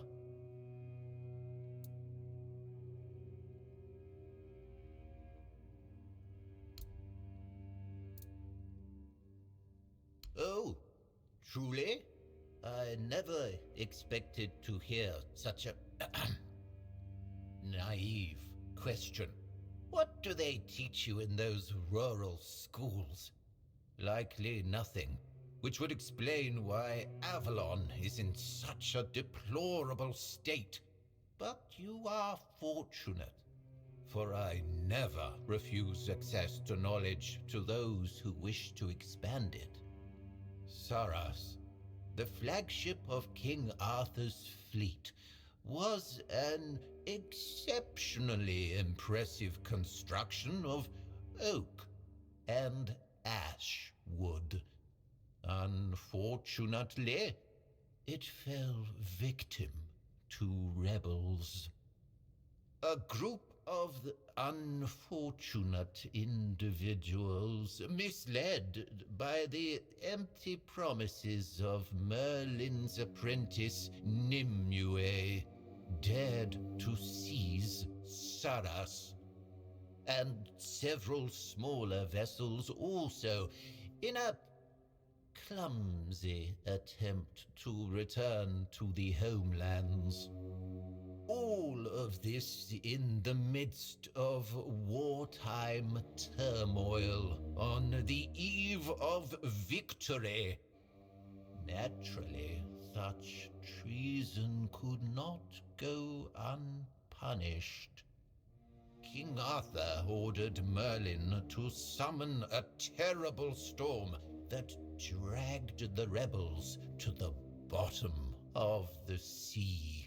He did so to prevent anyone else from following in their footsteps. He wisely believed that returning to their homelands amounted to little more than a romanticized form of extended suicide. Honor and glory to King Arthur for that decision. Had more people followed the rebels' example, Avalon would not have retained enough population to maintain stability and form a functioning society. Really? Do you mean it? Thank you. That's really nice to hear. I'm not used to positive feedback. Usually people only come here when they've had too much to drink and decided that it'd be fun to come over and start mocking me, or touching the exhibits with their greasy fingers. The last person who seemed to actually be interested in the museum was Lady Elaine. We talked a bit about Captain Lex and the trip that ended tragically in the year 513. It was described in The Last Voyage of the Andraste. An interesting read, although I'd say it should be classified as fiction. Lady Elaine thought differently. Apparently she's looking for the wreck of the Andraste. Can you believe that?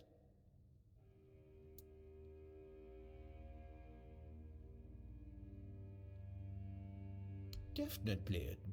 Personally, I believe that people gifted with curious minds should share their observations, for there's always a chance it will result in new developments. You should find Lady Elaine in the tavern, or somewhere close to it. Good luck.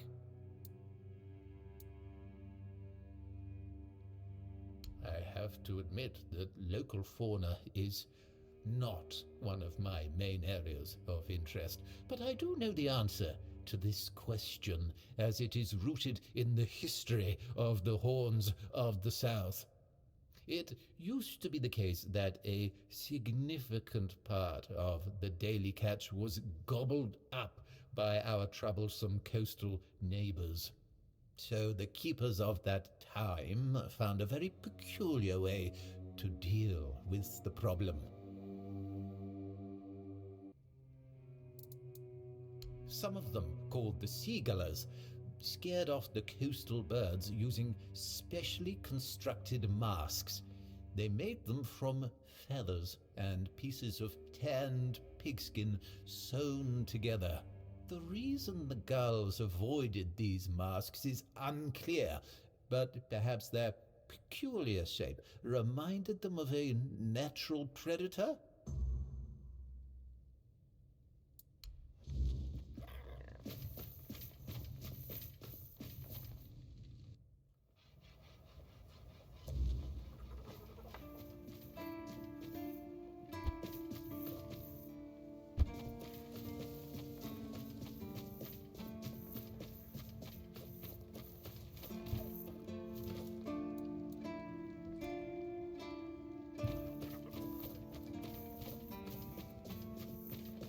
Hope nothing bad happened.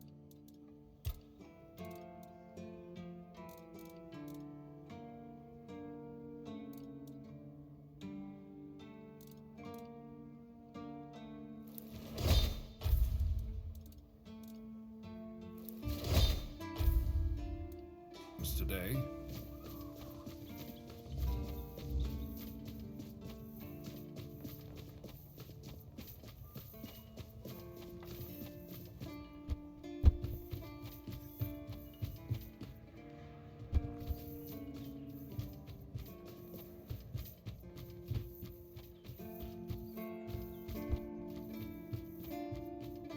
You need something?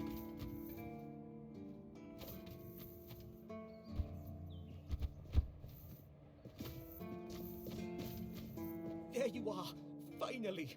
Do you have what I need? A mask? Eh? Are you sure?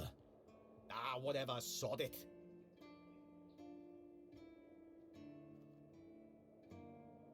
Now Now they'll get what's coming to them, damn rascals. You can go now. You're right.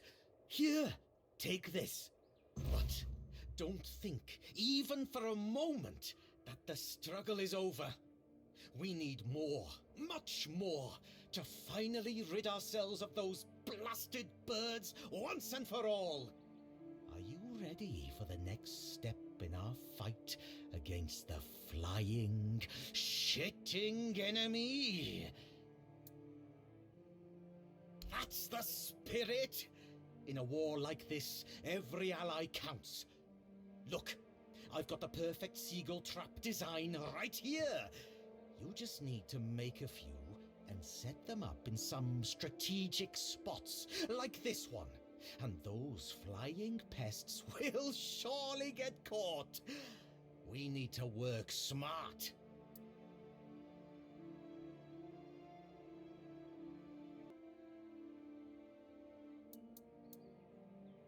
Go on then, and fight against the flying vermin.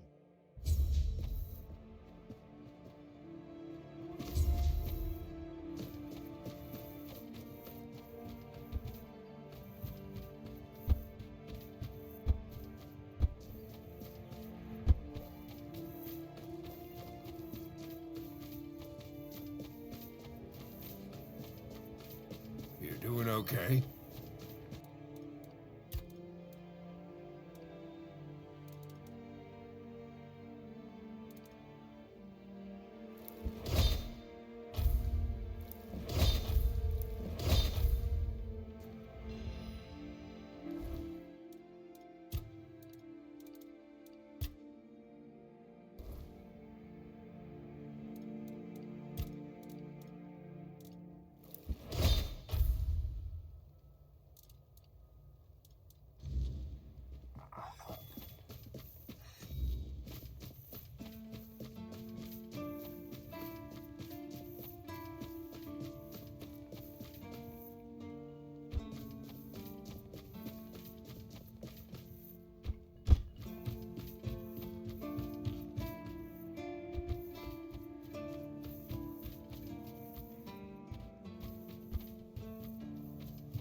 Just keep your head down.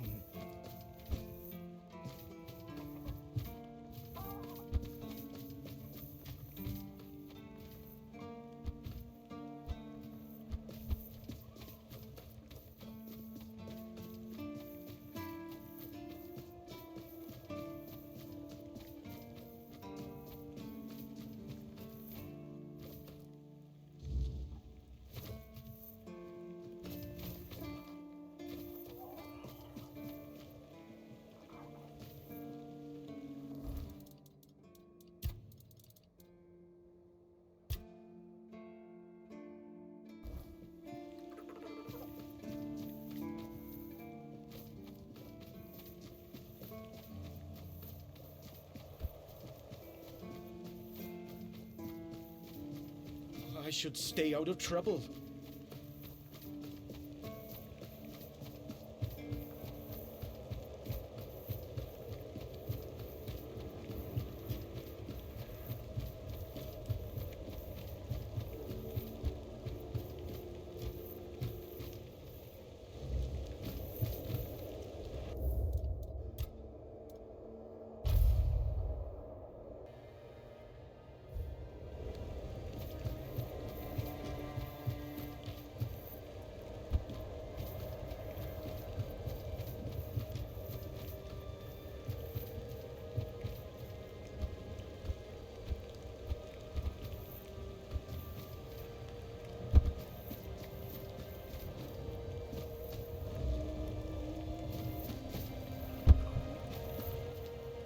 No choice but to defend myself.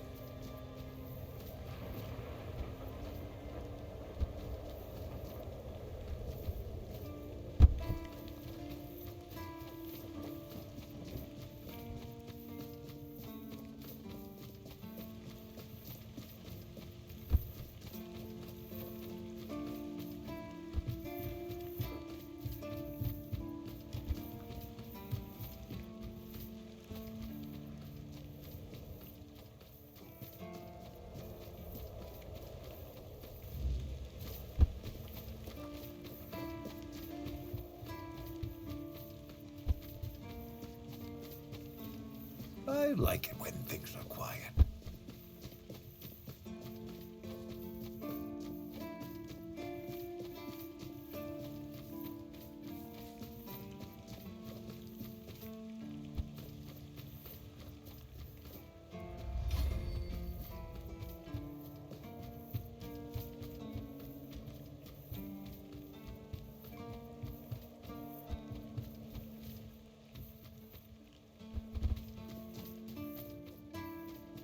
If I just...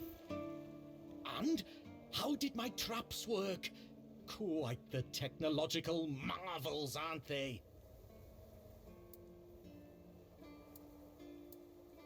That's what I like to hear. You are an invaluable first officer. But our work isn't done yet. We need to solve the seagull problem on Avalon once and for all. You'll search for their nests and destroy them without mercy. Burn the nests, shoot the parents. It's the only way to eradicate the evil for good. The nests will keep coming back, but don't even think about giving up. Only consistency will save us. There will be less of them with time, you'll see. Go. Fulfill your mission, my brave first officer.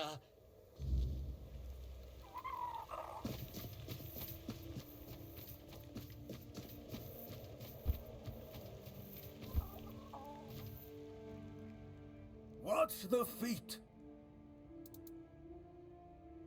Your feet, and my priceless seedlings. I swear, your nosiness will be the death of you. I have everything I need. And you, the fly in the ointment. I'm Owen, and this is what I do here. Always. It's safe. I can keep an eye on it, and I can chase off the seagulls. And when the weirdness comes, and the dead start rising up from their graves, then a rooftop garden will be much safer than one on the ground.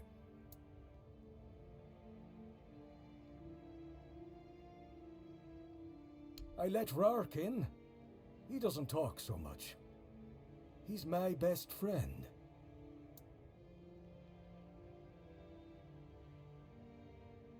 My hoe in your skull would be worth 1,000 words. No, I can handle a few seagulls. I'm not like that idiot Gwilyn. You need to talk to plants to help them grow. I'm not gonna waste my breath on people.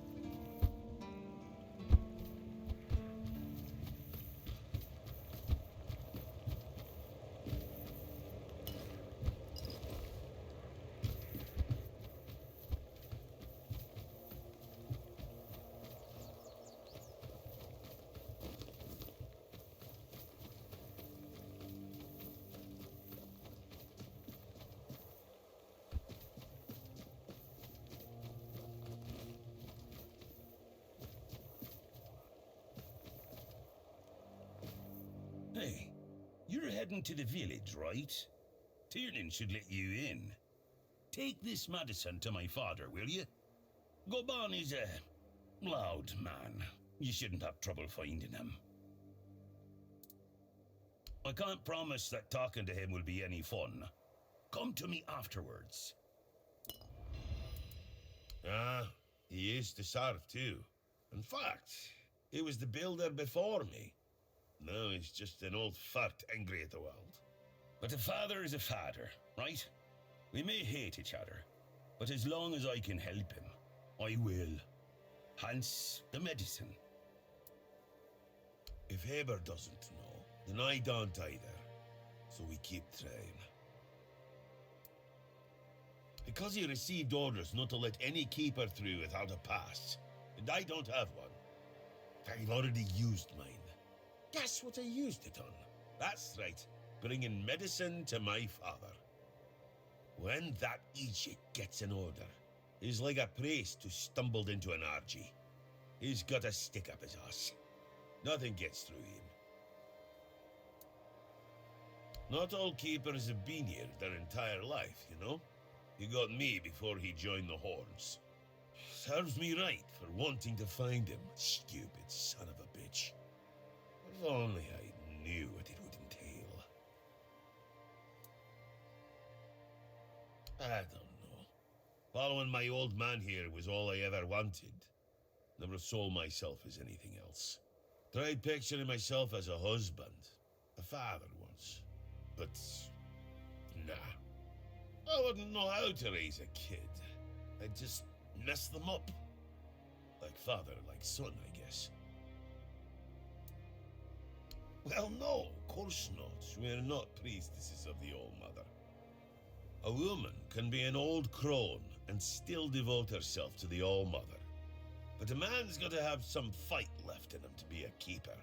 Old enough to hold a sword, young enough to not break under its weight. We all got different roles around the keep, sure. But at the core, we're warriors. Don't forget that. If I had a gold coin for every time someone asked me that, I could fund the damn thing myself. Look, it's Camelot's orders. I get paid to follow them, not to question them. If they want to throw money at us to keep up appearances, that's their problem. I'm not about to stop them. Keep your head down.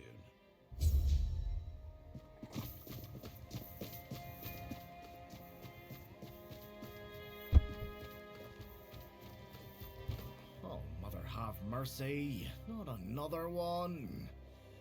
If I let you pass, will you promise not to make any trouble? That's just my luck. Take the post, Tiernan, they told me. You'll be looking after a village full of old farts.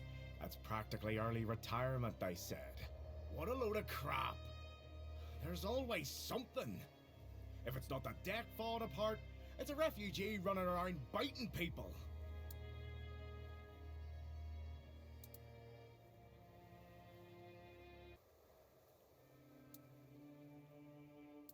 The deck? Nah, just old wood. Honestly, it's the least of my problems. But I've got no way to fix it. Dara's always busy with his lighthouse, and every time I try to do it myself, someone else needs me for something. I can't even sneak out to the tavern because last time some rich bint started complaining that everything here smells of fish.